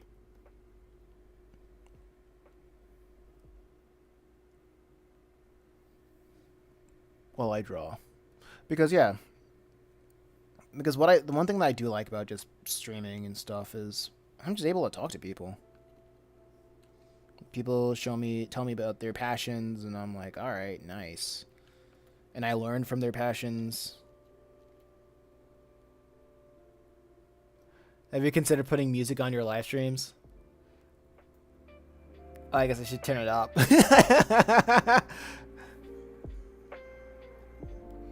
Like YouTube always, like no matter how soft I put it, like YouTube will always know that I'm playing music in the background. Because after I stream, YouTube's like, oh, sorry, you've been playing music. And for a while, I thought having music on would just harm the visibility of the live stream. I thought that for a while. But in reality, I guess it just doesn't matter. I guess.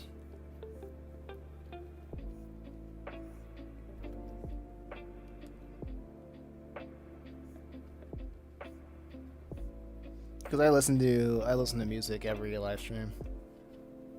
And I don't know, like sometimes I think maybe I should play music, maybe I shouldn't play music. It's very different.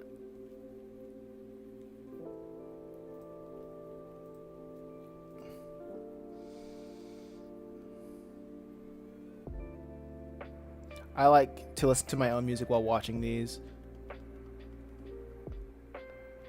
The music's great just for having something in the background.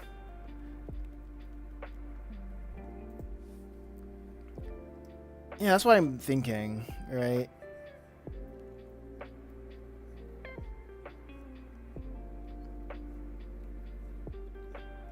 Like that's what I'm thinking.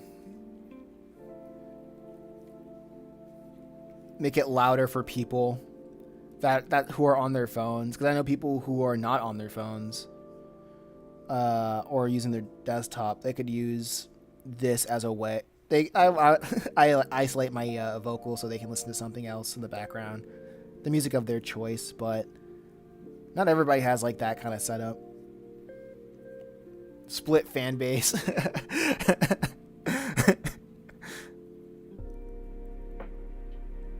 All right.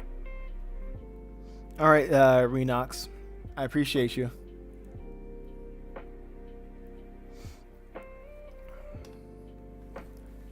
Thanks for talking. Thanks for chilling. Or Aaron. Oh my gosh, I remember you, Aaron. You gave me those freaking coolio ideas.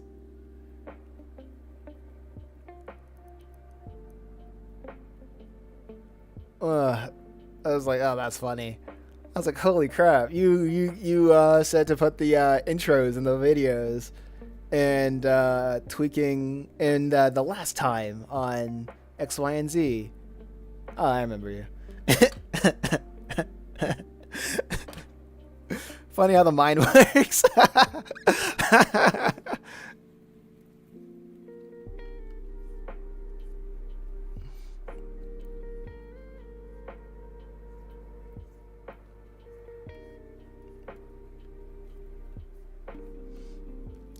All that when Aaron leaves, crazy.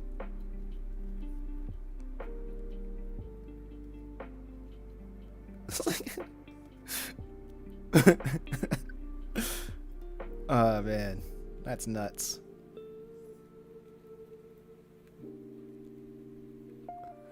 All he wanted was to be remembered, and when the time came, it was too late. Oh man, what a fate.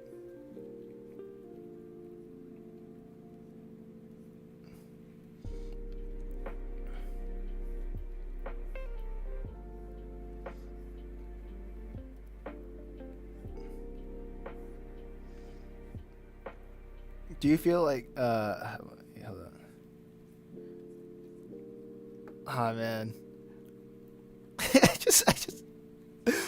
I just don't like that. Like, oh man, do you remember me? I'm like, it's like, don't ask me, like, what is this, a pop quiz? Like, I can't do this right now.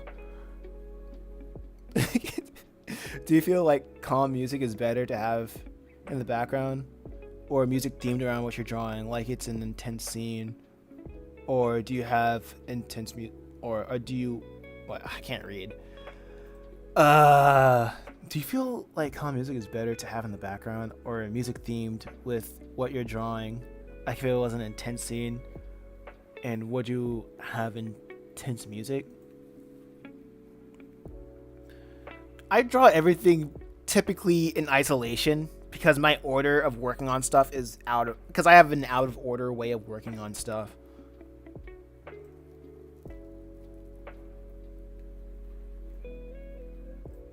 Like maybe it would help if I had like calm music, well, in calm scenes and like intense music in intense scenes.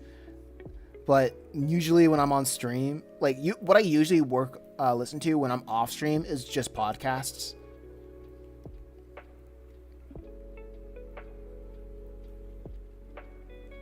So I'm constantly learning different things and new things. And I just listen to podcasts usually when I work on stuff. And I look at how I whatchamacallit. I look at how I directed the scene through my thumbnails, and I try to copy the expression or flesh out the expression.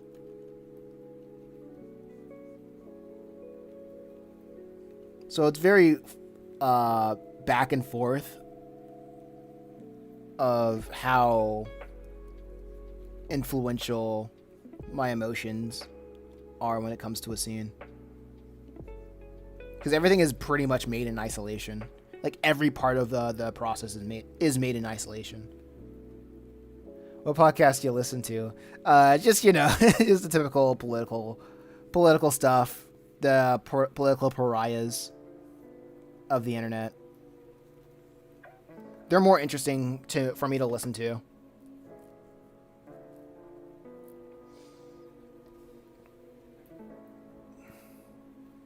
I used to listen to music every time I was drawing, but podcasts are way better because I listen to something really informative.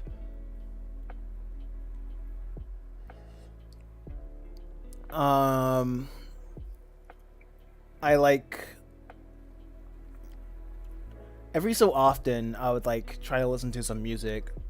That's why I try to have a campaign of like showing a character and asking the audience on my community tabs what kind of music would this character listen to.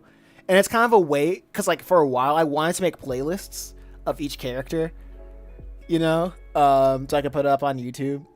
Maybe it would help out with being seen, and maybe it would, and plus it would also help me out with a whatchamacallit, uh, uh, expanding my taste in music. Because I have a sheet right here. This sheet right here just shows like a playlist. like this is right here is like Travis's playlist, and like all down here is like music I would imagine Travis from Purgatory Academy to listen to. They have Susan and Jim, and then Malik over here. Like this is like the list of music that Malik, or songs or tracks that Malik will listen to.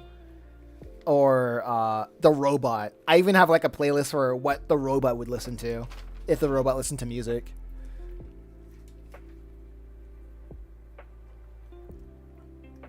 All I have to really have to do is just make art, or just make a slideshow and just put the music on it.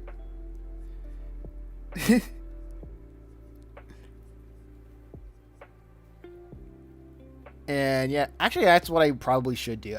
Like I could probably make like the playlists in an afternoon. That's pretty cool. Yeah, I could probably make the playlist in an afternoon today and just upload it. Just take panels from the, not even draw anything new, just take panels.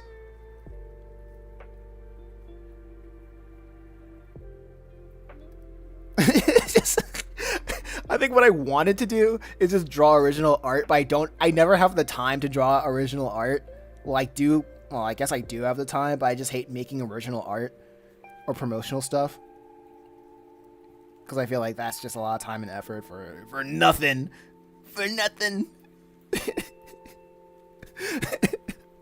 So, I think I'm just gonna probably put together some panels of the characters and have that as a slideshow. And like have people listen to the have people listen to the whatchamacallits. Dunbar's number basically is the notion that there exists a cognitive limit on the number of social relationships a person can maintain / keep track of. I've heard of that. Okay, I've heard of that idea. I've heard of that idea.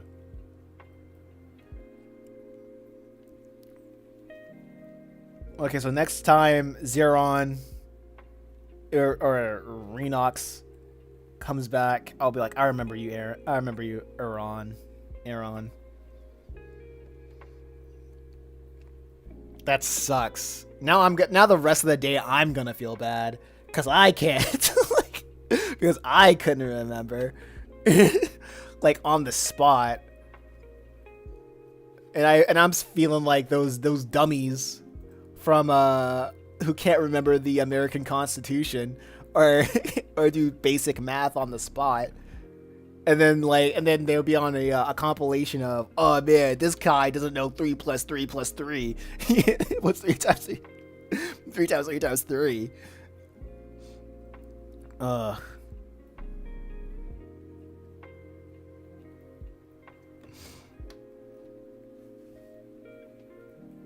Crap.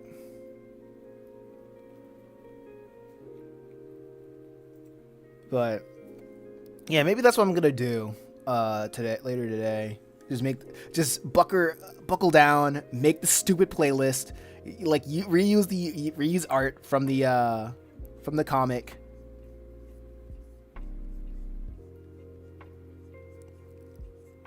and just do what should we call it? This is a Travis playlist, or this is a Malik playlist, or this is a playlist that the character would listen to. And then the packaging would be like, I remember one of the packaging would be like, a playlist for figuring out like if you're going to heaven or hell in like 4 years or something like that. Because I remember looking at playlists and they would have like titles like that, playlist for something that's oddly specific that no one can relate to. Like, this is a playlist for bugs. Like, playlist when you're trying to rule over an evil dictator. And I could just co-op that in like playlist for, I don't know, trying to find friends, but you're a social pariah.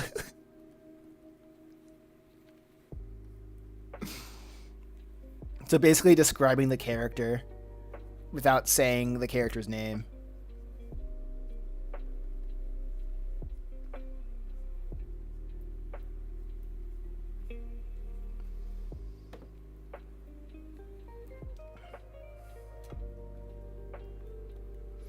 But that's the plan. I feel like I could do that. And I can always make the original artwork the thumbnail. The thumbnail. And have it never show up.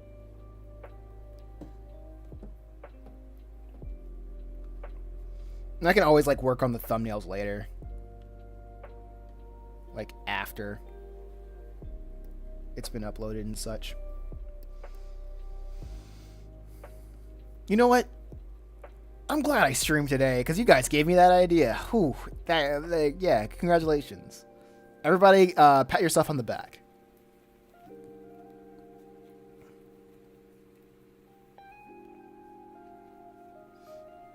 Also, I've just been uploading way too... I've been uploading so much. I'm gonna reach freaking... whatchamacallit, 1,000 uploads this freaking by the end of the year. Mark my words, it's gonna happen. It's gonna happen.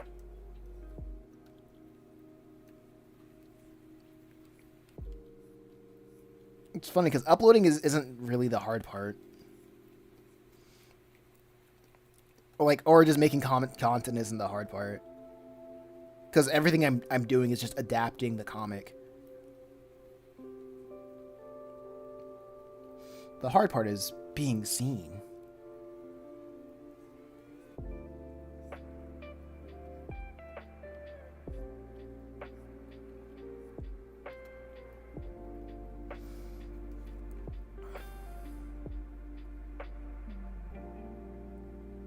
Do you upload at specific times? Oh yeah, for its shorts, I upload like 12, 4, 6. I upload 6 shorts a day. Now I'm uploading 6 shorts a day. One at 12 a.m., one at 4 a.m., one at 8 a.m., one at 12 p.m., 4 p.m., and then 8 p.m., and then the cycle continues. That's what I'm going to try to do for this week. For videos, I'm doing just 6 a.m. 6 a.m. for the videos because YouTube is telling me that's when, that's before everybody, before all my subscribers just wake up and they're just getting on YouTube. So 6 a.m. regular videos, and then I live stream at 9 a.m. or 9 a.m. around 9 a.m. Through or 12 or 4 p.m. to 9 a.m. to 12 p.m. or 4 p.m. to 8 p.m.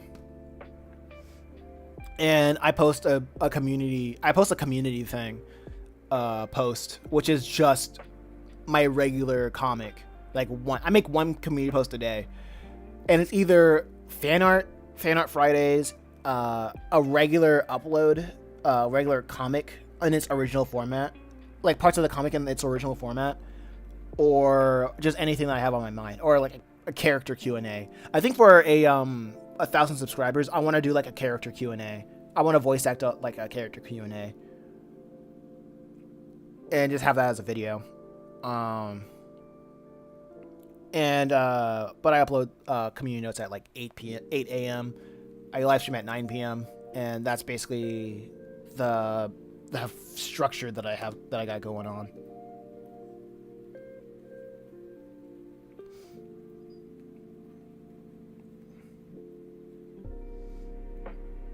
But that's like my thing. That's how I do it. When I was younger, I made a random stuff on YouTube and uploaded it when I come back to school, because I get the most views from that.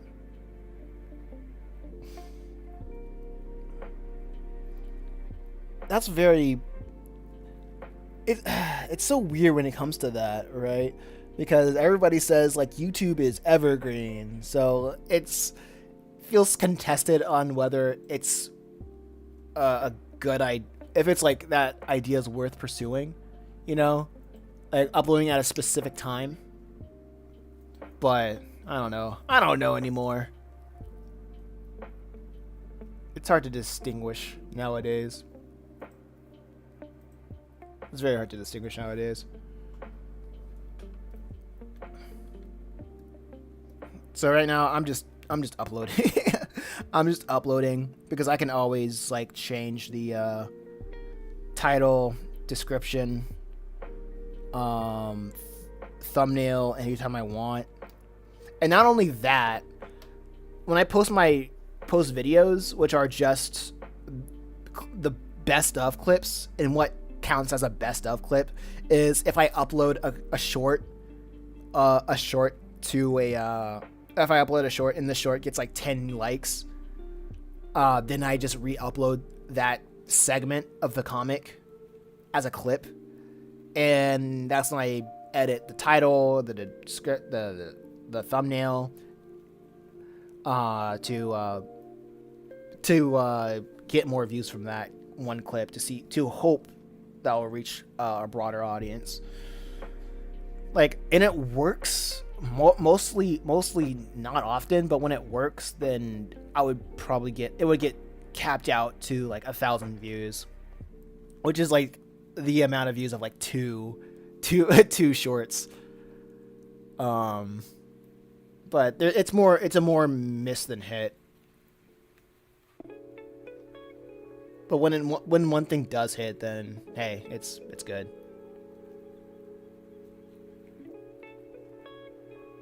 Okay. What other social medias do you upload on?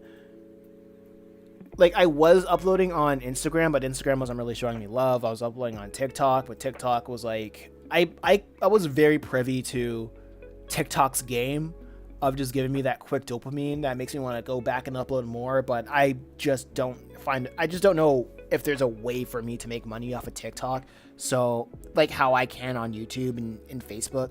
So I'm just relaxing on TikTok right now. I'm not really planning on doing anything serious with that platform, and I want to get monetized on Facebook, but the thing is, my Facebook account hasn't been hacked, but it's just been flooded by people who I know are not interested in the content, because it's a bunch of follow people.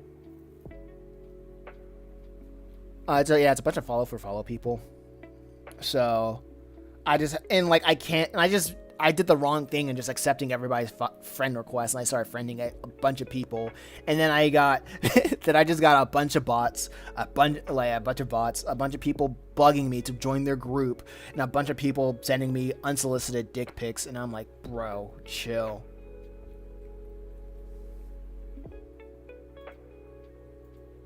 So I'm just like deleting Facebook. I'll get back like 30 more. I'll get back on there like 30 in the 30 days, and get back on there 30 days and just try again. Are those ones you do AI voices on? Yeah, the majority of the stuff I have has AI voices. I'm slowly using my own voice. Unsolicited dick pics is crazy. Yeah. Like, yeah, these people, like the people on face, like some of these dudes, some of these some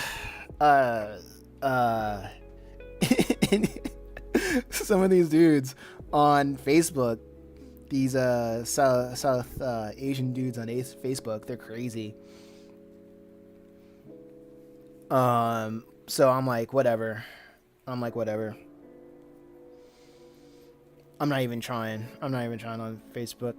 If I do try again, I'm leaving and then coming back later. Yeah, old people and foreigners on there. Yeah. But I'm still able to, if I'm able to get like monetized on Facebook and make a bag off of it, then shoot. I'm finna be expanding. I'm gonna be expanding. Are the AI voices you're on? Yeah, most of them are AI voices. I'm starting to start using my own voice, because I started doing the AI voices because I wasn't sure if anybody would like the motion comic format, because I tried doing the motion comic format and I did not get, and YouTube didn't really push it. YouTube didn't really, people didn't really, I didn't really get a lot of buzz from doing that. So I was discouraged from continuing doing that. So I think I started trying to do that like years ago, but because they were like, voice acting was a lot of effort, and people just, I just didn't get people. YouTube didn't push it to a lot of people, so I was like, you know what, whatever. I guess people just don't like motion comics. And then I tried again, but I knew people aren't going to read unless I put like somebody reading it. And the closest thing I had, I wanted to have like human people to voice act it, but I don't trust people. I just have a lot like I've had enough experiences with other people that I just don't trust them anymore. And B, I know I have like a firm belief that people are not going to take whatever I make seriously unless I pay them, and I'm broke. So the AI voices, like I tried out CapCut, and CapCut has like a library of AI voices, and I'm like, you know what, I'm just gonna try that.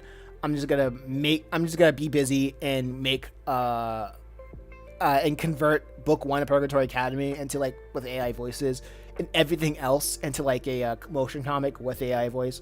And that did a lot better. Well, I wouldn't say a lot better, but because I was able to make more content with AI voices, and I was able to push more of that out in a faster rate, I was able to expand and make and have a production pipeline like I do right now. Like I would like for regular people to use regular people, but right now I'd be more comfortable paying them. You know. But I can't because I'm broke, and right now I don't have a following that's able to financially support the content right now. So I'm sticking to the min maxing, the grind set of making this kind of stuff.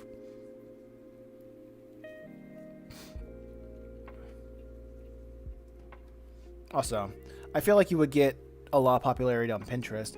I've been on Pinterest actually. Pinterest has been not been kind to me, honestly.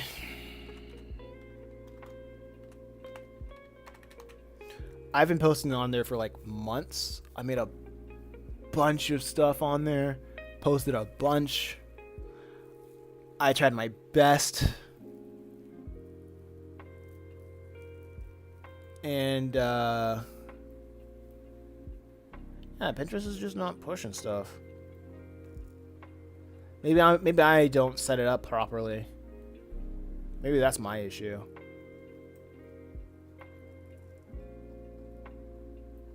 Like my Pinterest is like filled.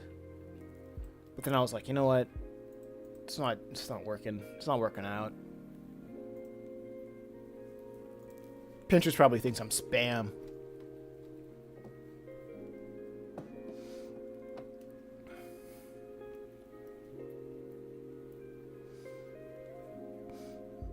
Like when I was like learning about Pinterest, it's a lot of people, like a lot of things kind of carry over. It sounds like YouTube in a way. Of how everything that you post on there is evergreen. And I was like, oh, let me try this out, actually. That sounds pretty cool. But when I actually try it out, it's like, actually, it's a lot more complicated than that. So I'm like, dang. Oh, well then.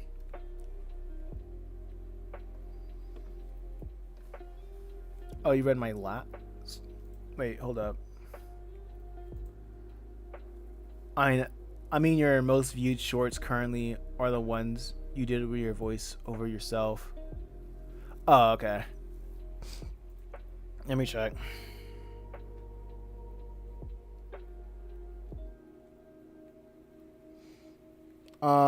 No, that's average, honestly. I wouldn't really wait. I would have to look at my the background stuff, right? Because if you like, you can't really. I don't gauge on how popular things are by view count. I would have to gauge it by how many people liked it. You know what I mean? Like the last couple of things that people really liked. All right, is that scheduled? Okay, so the last 3 things that I uploaded, right, was book 1, chapter 1, part 4, chapter 1, part 1, and chapter 1, part 3 beta. Oh yeah, and I that's the way that I do it is I'll explain to it later. And I think Be quiet. yeah, that's AI. That one, okay, that one's AI. That has like 12 likes. This one I'm going to. AI has 11 likes, and the last one that's AI and has like 16. Because the general audience, they don't really care that it's AI, honestly. They prefer actual voices, but if it's AI, it's fine because at the end of the day, nobody wants to read. You know what I mean?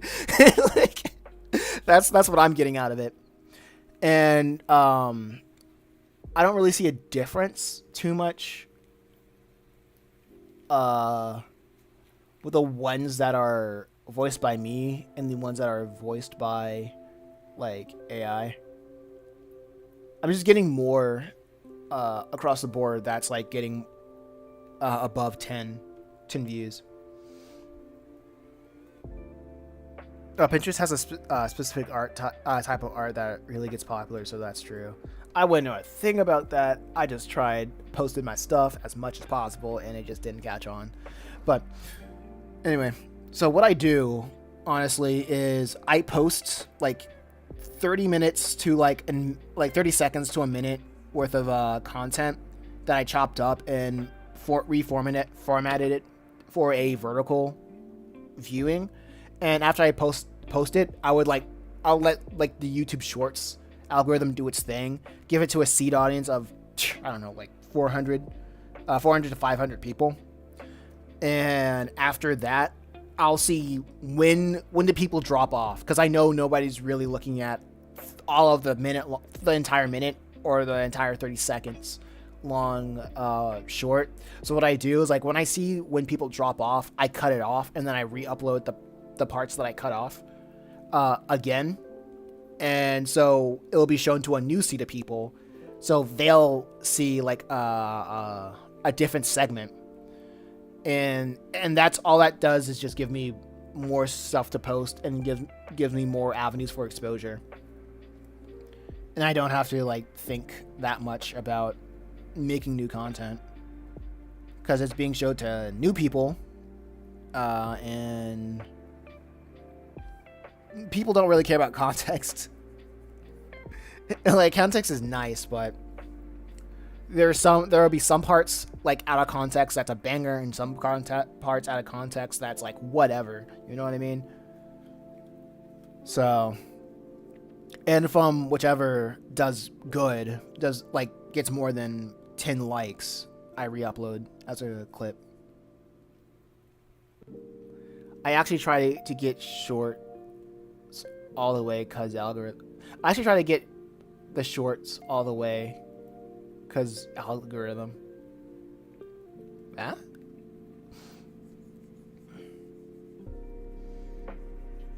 Yeah, I'm trying to. I think I'm just min-maxing shorts at the moment. Like, go ham on the shorts algorithm, live stream. Because the people who the people who find my shorts or interact or like my shorts, YouTube will push more of my content to them, and when I go live, that's more exposure for the live stream. So,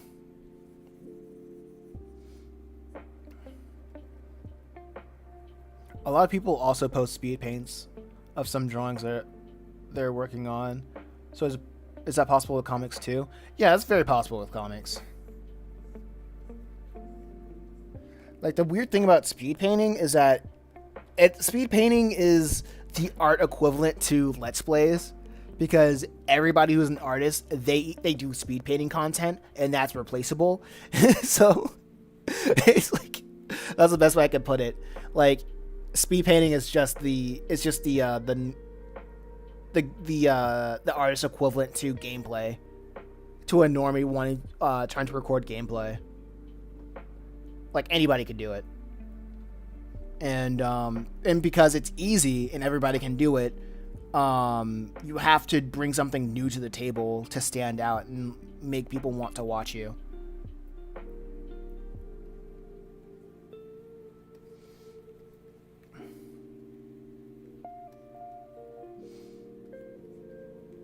So that's why I feel like maybe with a whatchamacallit, with a playlist, right? I would make a design and have the entire playlist be the speed paint of it, of me making the thumbnail. So people can be like, "Oh, cool," and so people can be like, "Oh, wow, this is nice." But like I said, my problem is just sitting down, making a design to draw in speed paint, design to draw.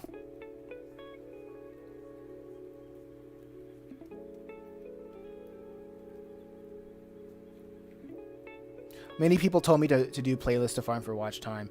That's what you do. That's a very solid strategy that I hear a lot all the time.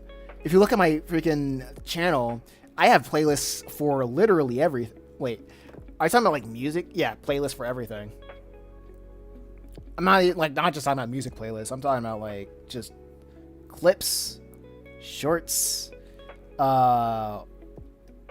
listen, like full videos, video compilations, full books that I've worked on, that I made.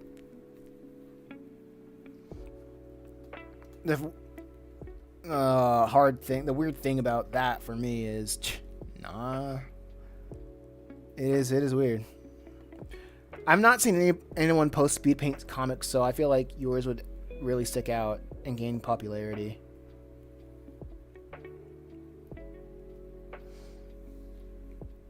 I see that. Let me think about it. Let me think for a second. Nobody does speed paint comics.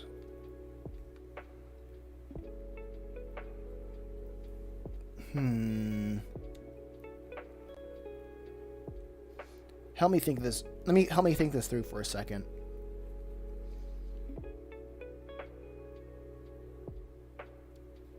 So I would make speed paint I would like speed paint my content, and the speed paint would essentially be working on a page from start to finish. In the back, and like that would be the content, or would that no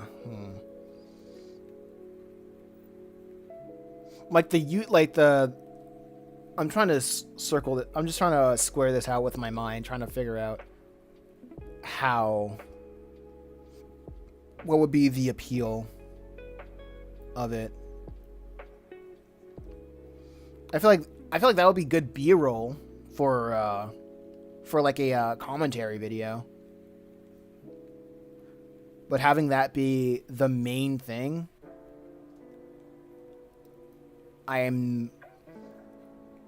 it's hard for me to imagine. Like maybe for like the playlist, it could be a cool B-roll for the playlist of like me drawing Malik, right?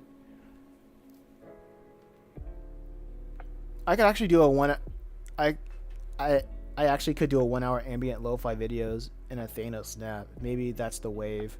Sacrifice my integrity for a few minutes until I get minutes. So sell out ninja way. Here I come. No, honestly, that's probably a good way to do it.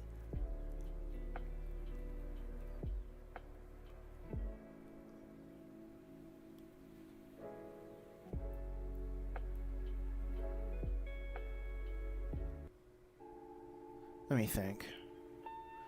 So if I made like a play, I'm thinking right now. So I'll just let my hands do the talking right now. The music for sleep. Okay, that's not bad. That's not bad. So I'm thinking if I make like a playlist, like I make like a music playlist, saying making a music playlist for what's it for Malik, this character, for this character. The B-roll that I would have would be could be like panels from the comic and also B-roll of me just working on the comic as well. And I can just alternate between B-roll and panel back and forth.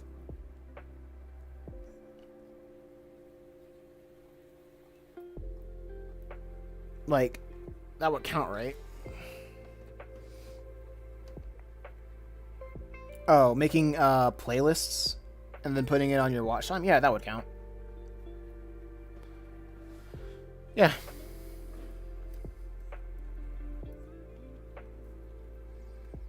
That would count your watch time.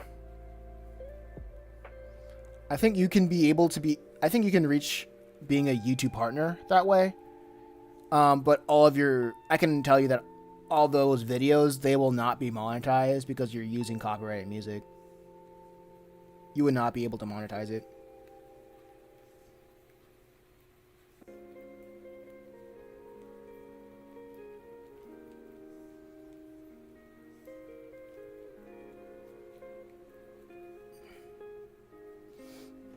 But that would be good exposure.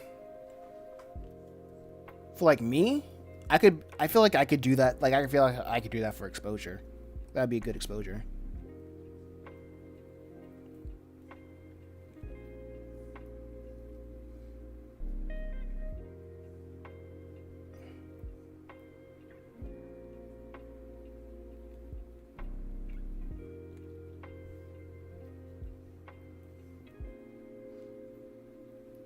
Or you win some, you lose some.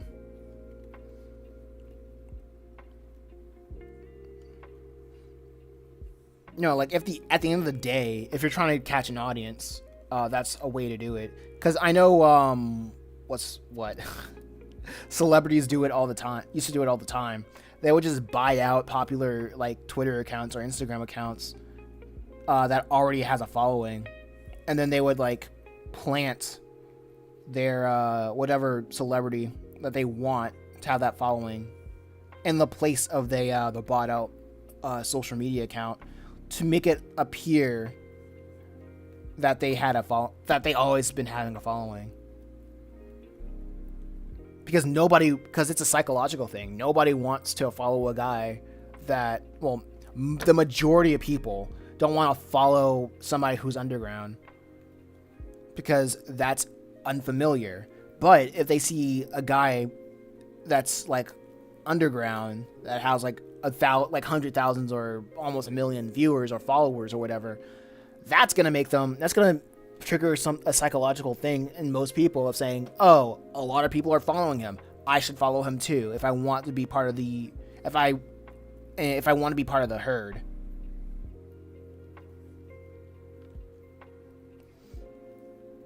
So if you blow up doing like whatchamacallit, that kind of content, it's good.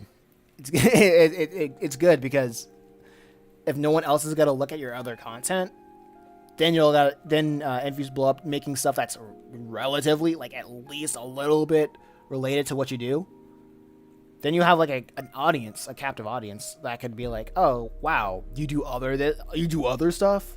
I like this. I like how this looks.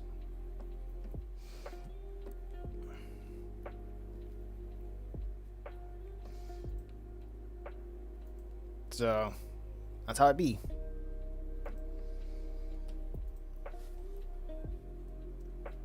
Actually, I think that's what I'm gonna do. I'll do this weekend. Not weekend, but this afternoon.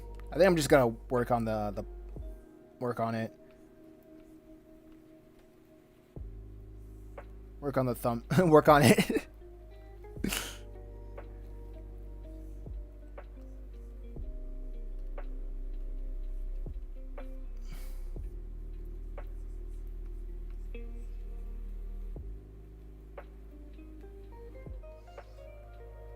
What 10% of 1,000 is 10% of 1,000 is more than 100% of 0, I guess. Exactly.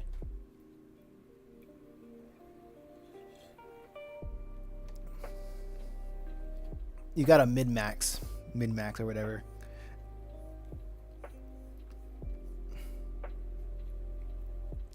So if only 1 of 1,000 get interested in my stuff is worth. Yeah. And plus, you don't have to, with that kind of stuff, you don't have to work hard to make it.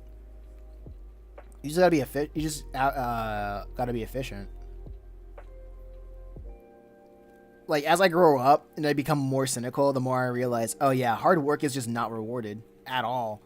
Like nobody gets rewarded for working hard.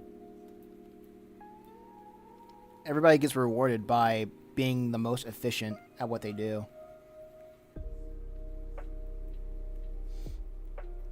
And I feel like artists cope with that a lot. Like, artists are the biggest copers because they've been taught that hard work is hard work in of itself nowadays is valued, but we see the people do the most stupid acts imaginable and get paid to do it. And like they get 15 minutes of fame. They have their 15 minutes of fame, and they can ride the coattails of that and make it their entire career. And people are surprised why we get absolute degenerates being pushed in like Twitter and TikTok and all that stuff because because there's no value in hard work or just value in doing anything good anymore. When you can get viral and make a living off of doing one stupid thing, what's the allure of making something that has value?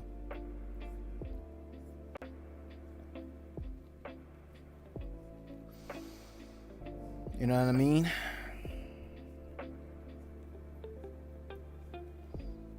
So, and I think the dumb idea, like there's a dumb idea of like saying, oh man, things should get better. It's like, well, you can't demand people to grow a brain cell.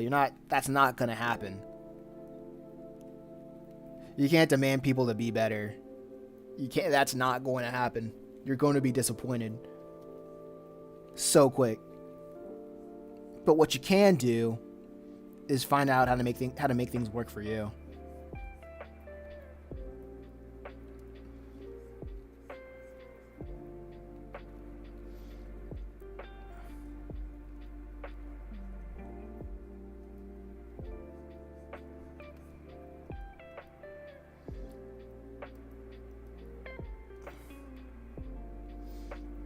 Man, as much as I would love to freaking actually no. In the way that things are now, it's like cool. All it really takes is to have somebody with talent to blow up, and that would be a wrap, right? If we spent less time coping of the future that we could have, we can see what works now and try to implement what we are good at with what works. So we can spend less time coping and more time doing. But that's my TED Talk. Thank you for coming to my TED Talk.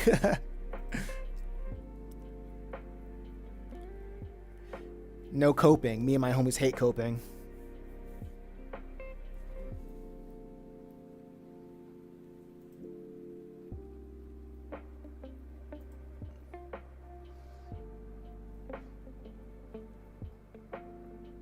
Applause. Thank you. Thank you.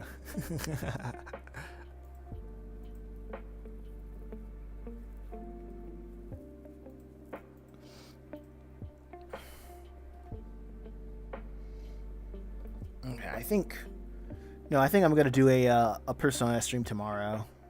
Honestly, uh, I really like Persona. Persona's really cool.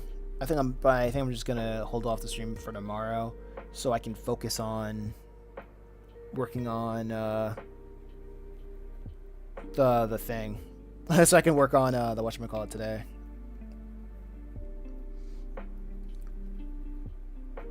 The playlist. I think I'm gonna start with a Malik playlist.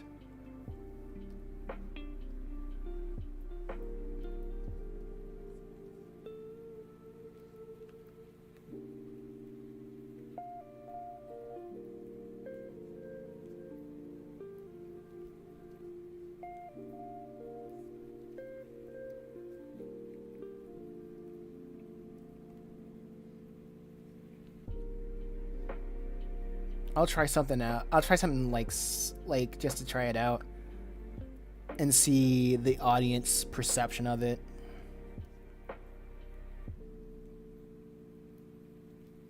Persona streams have been definitely been a ride for better or for worse. What do you mean for worse? My Persona streams are perfect. Perfect.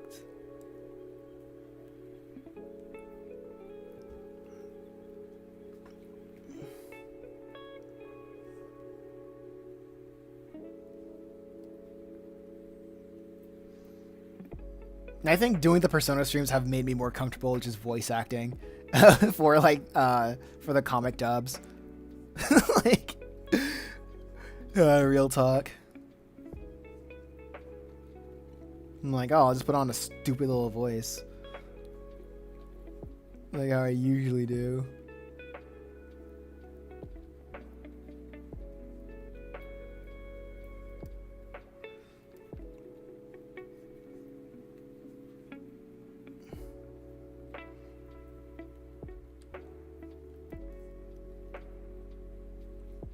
So yeah, shout out to Sketch for gifting Persona and probably started a new era of the channel. Like not a new era, but revitalized an era of the channel of me voice acting in the comics again.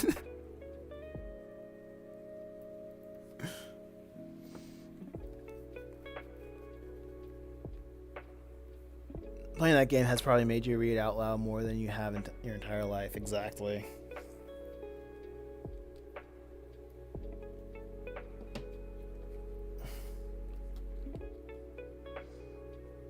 Like reading and my absolute disdain for pronouncing Japanese names. Like, I can't read that. Is that even English?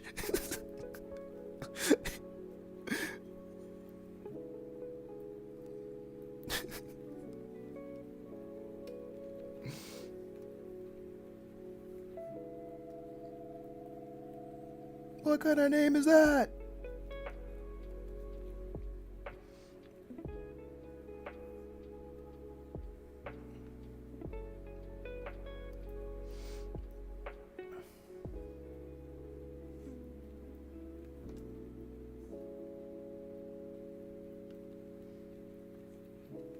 Okay.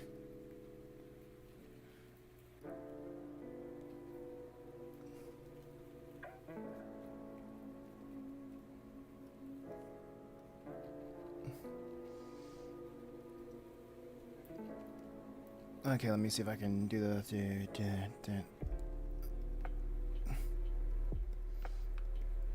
Okay, that's supposed to be the photos in the hallway.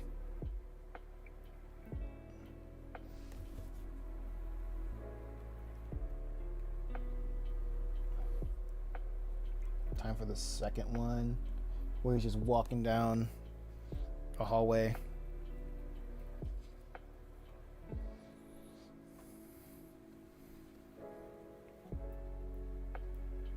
I'm probably gonna change these onomatopoeias to make it more obvious that it's coming from this room right here.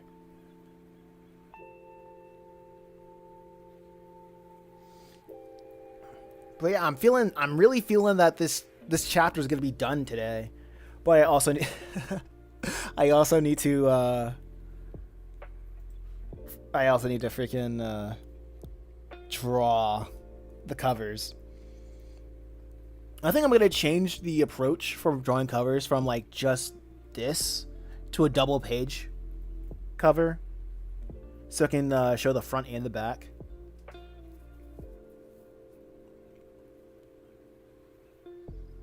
Yeah, so it'll be covering the front and the back. So instead of having like vertical thumbnails, you guys can get a horizontal thumbnail. Actually, I don't think I have the space for that in here. I don't think I have the space for that in here. Actually, no, I do. I think I do. So like one page would be like A, and the other page would be like the front of the page would be A, and the back of the page would be B. Oh wait, never mind. Hold up. 1, 2, 3, 4. Actually, I think Metal Heroes has like, it'll have like probably like 6 chapters in each chapter. Yeah, 6 chapters. Each chapter's 20 pages. So 1, 2, 3, 4. This is gonna suck. So 1, 2. 1. I'm counting the sheets. Pages. 1, 2, 3, 4. I can't count. 5. Well, I guess I'm not gonna do that for Metal Hero. I'll do that for Just a Reaper and later Chimera Island chapters, I guess. I just saw a post on Twitter. They just reinforced my opinion that current movie industries are really dumb. What do you mean? What's going on in the current movie industry?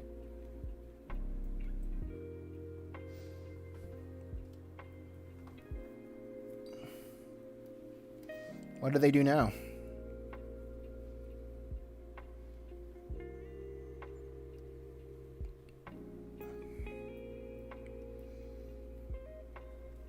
The movie industry does the darnest things.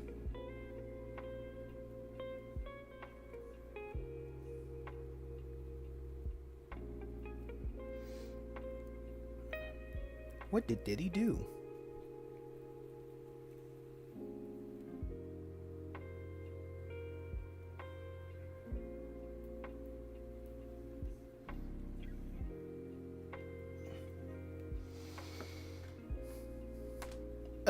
Okay, let me stretch my back for a sec.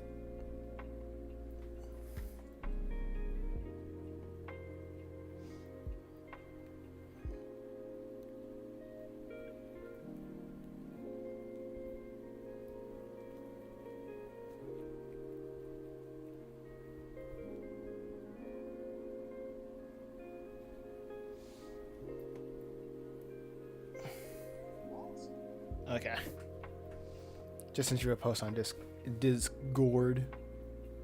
Let me check out my Discord.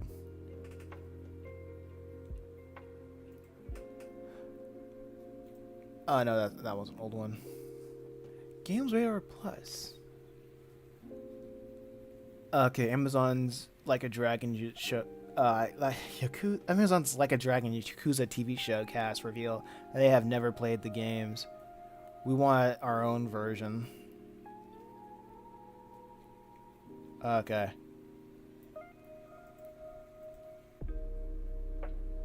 Hey, do you call the perspective triangle... Wait, do you call the perspective triangles that you sketch?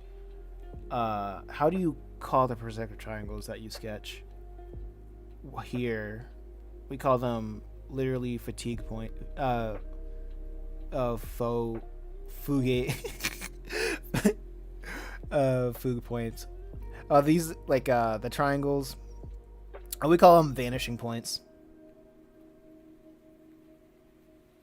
Foog points. You know why that's dumb, right? Yeah, they've been doing that for like ever. Like not like it, giving it to people who don't respect the source material. Yeah, they've been doing that forever. Fallout, Halo, almost literally any adaptation, like video game adaptation for freaking ever.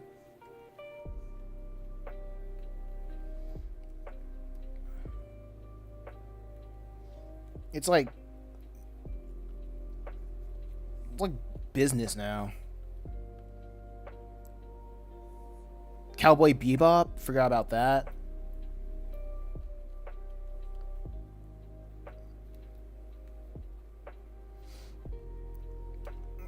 Yeah, nobody really cares.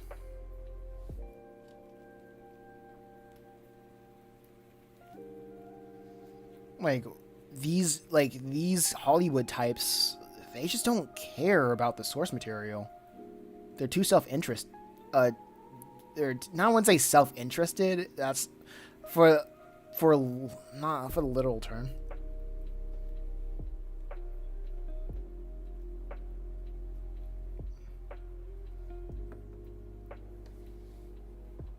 The anime is.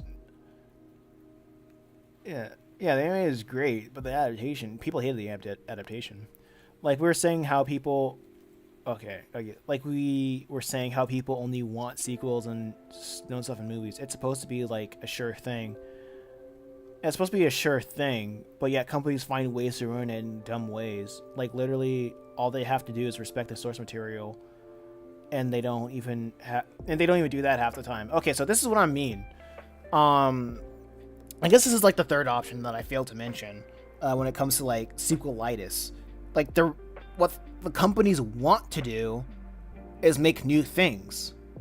However, the reason why they bring in IP is for the IP, the existence of the IP to sell it to people. And the reason why they want to make their own thing is because they want to make something new. However, they know that people are not going to like the new thing unless they have an IP attached to it. So, the Like a Dragon, the Yakuza thing, was just it's just a Trojan horse to get not just investors but the audience interested into it.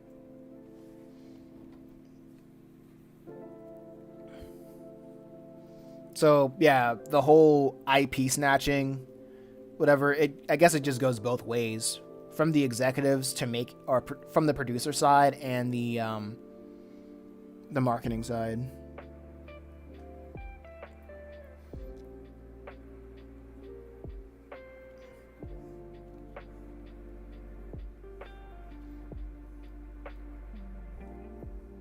Because it's easier to market when you're running off the coattails of something else.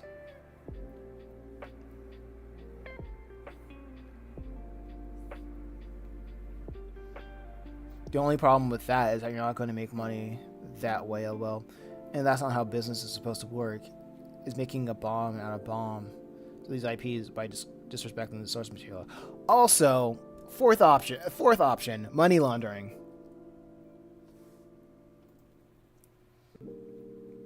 That's the fourth thing.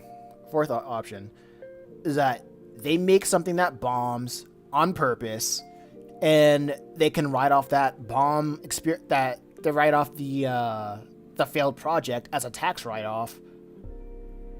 So to wash all that money, to wash all illegal money that they've been getting behind the scenes. Because yeah, so literally that's been a meme between like Matt and I with a lot of these terrible shows right now, because a lot of these projects are not made to be like financially viable.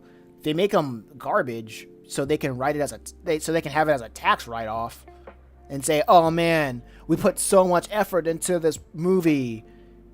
I guess we're gonna have to make our money back." Like, I guess we have to make our money back. And the government was like, "Okay, sure, here it is." You got to see who's who's behind everything and how they get their money, and if it's a lot of these companies get their money through like nefarious means. So there are lots of ways to wash money, right?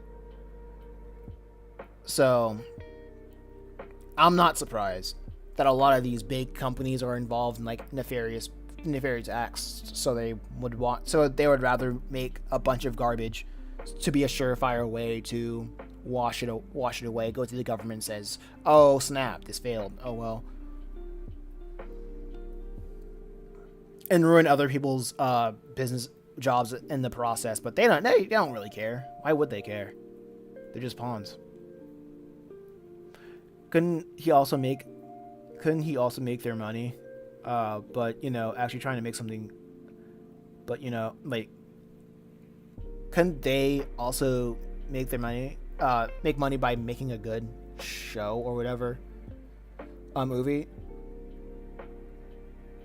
No, because executive people don't like art. They don't care about art.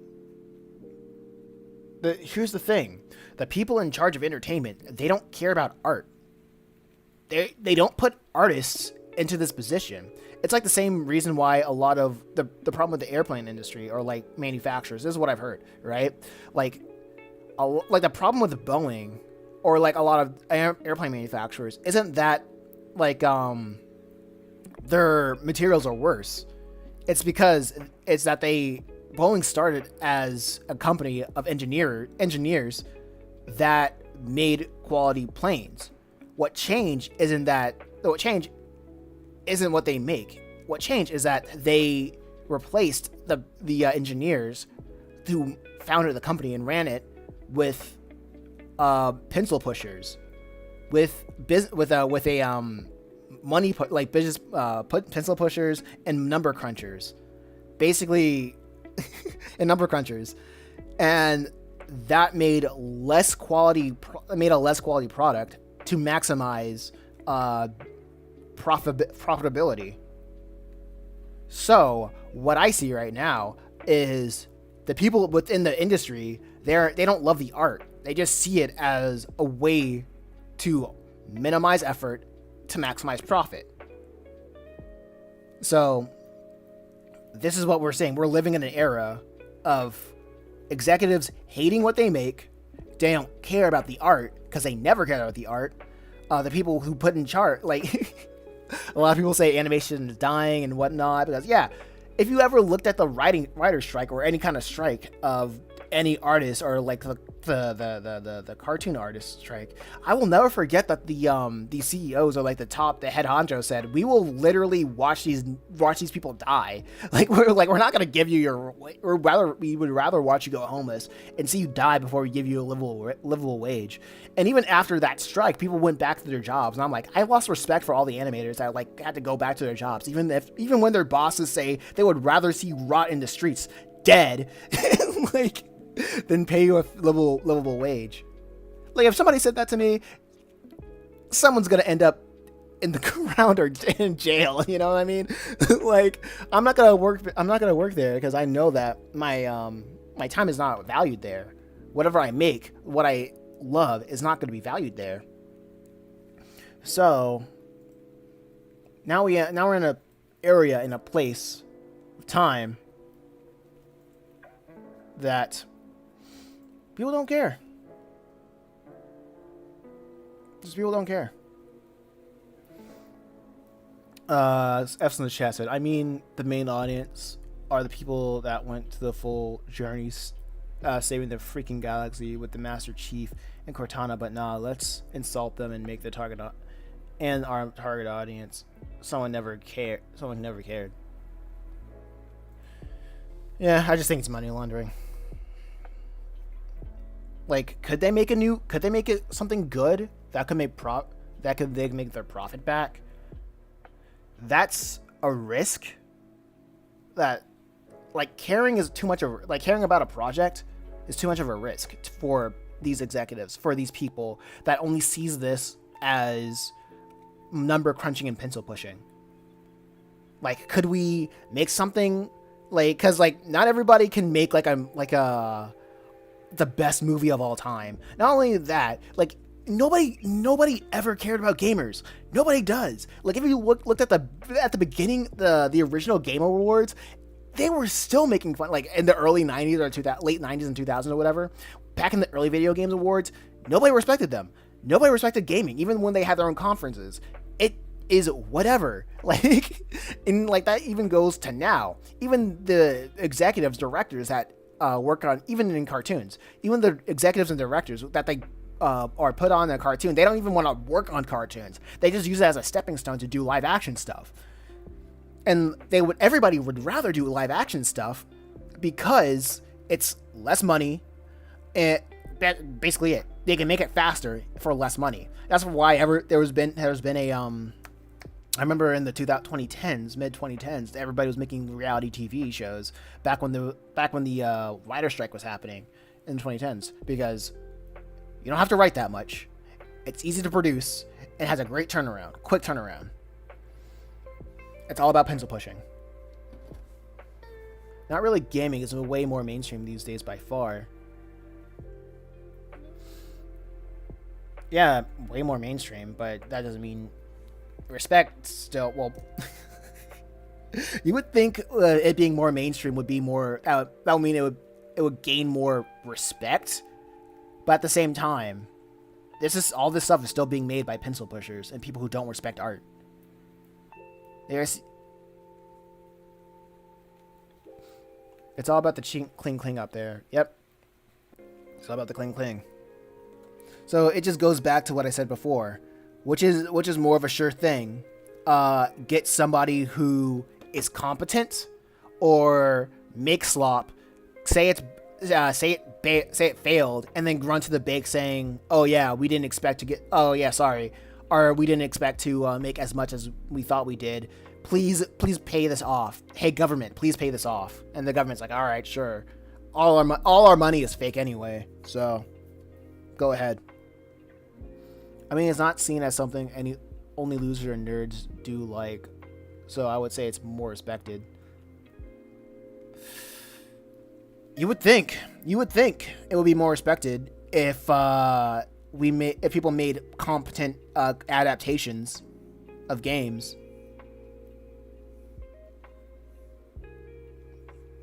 But I guess it's not respected enough for people to make good adaptations.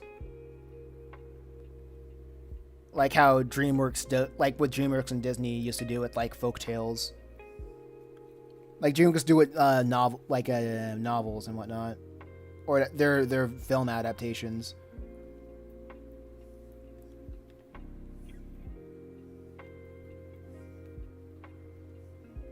With their book adaptations or whatever, right?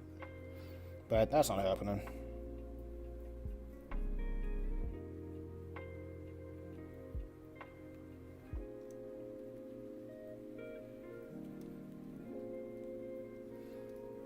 No, they make successful, good adaptations. It's very successful.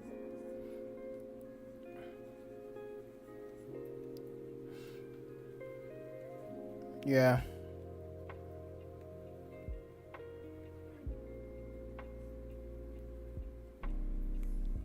True.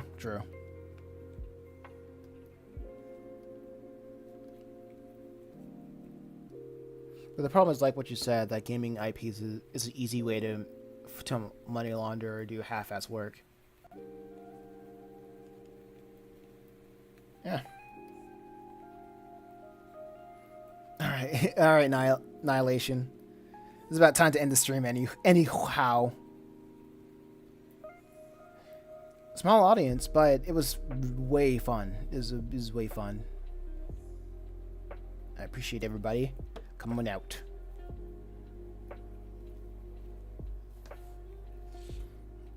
Alright, so I guess I'll end it here. I'm 7 minutes over.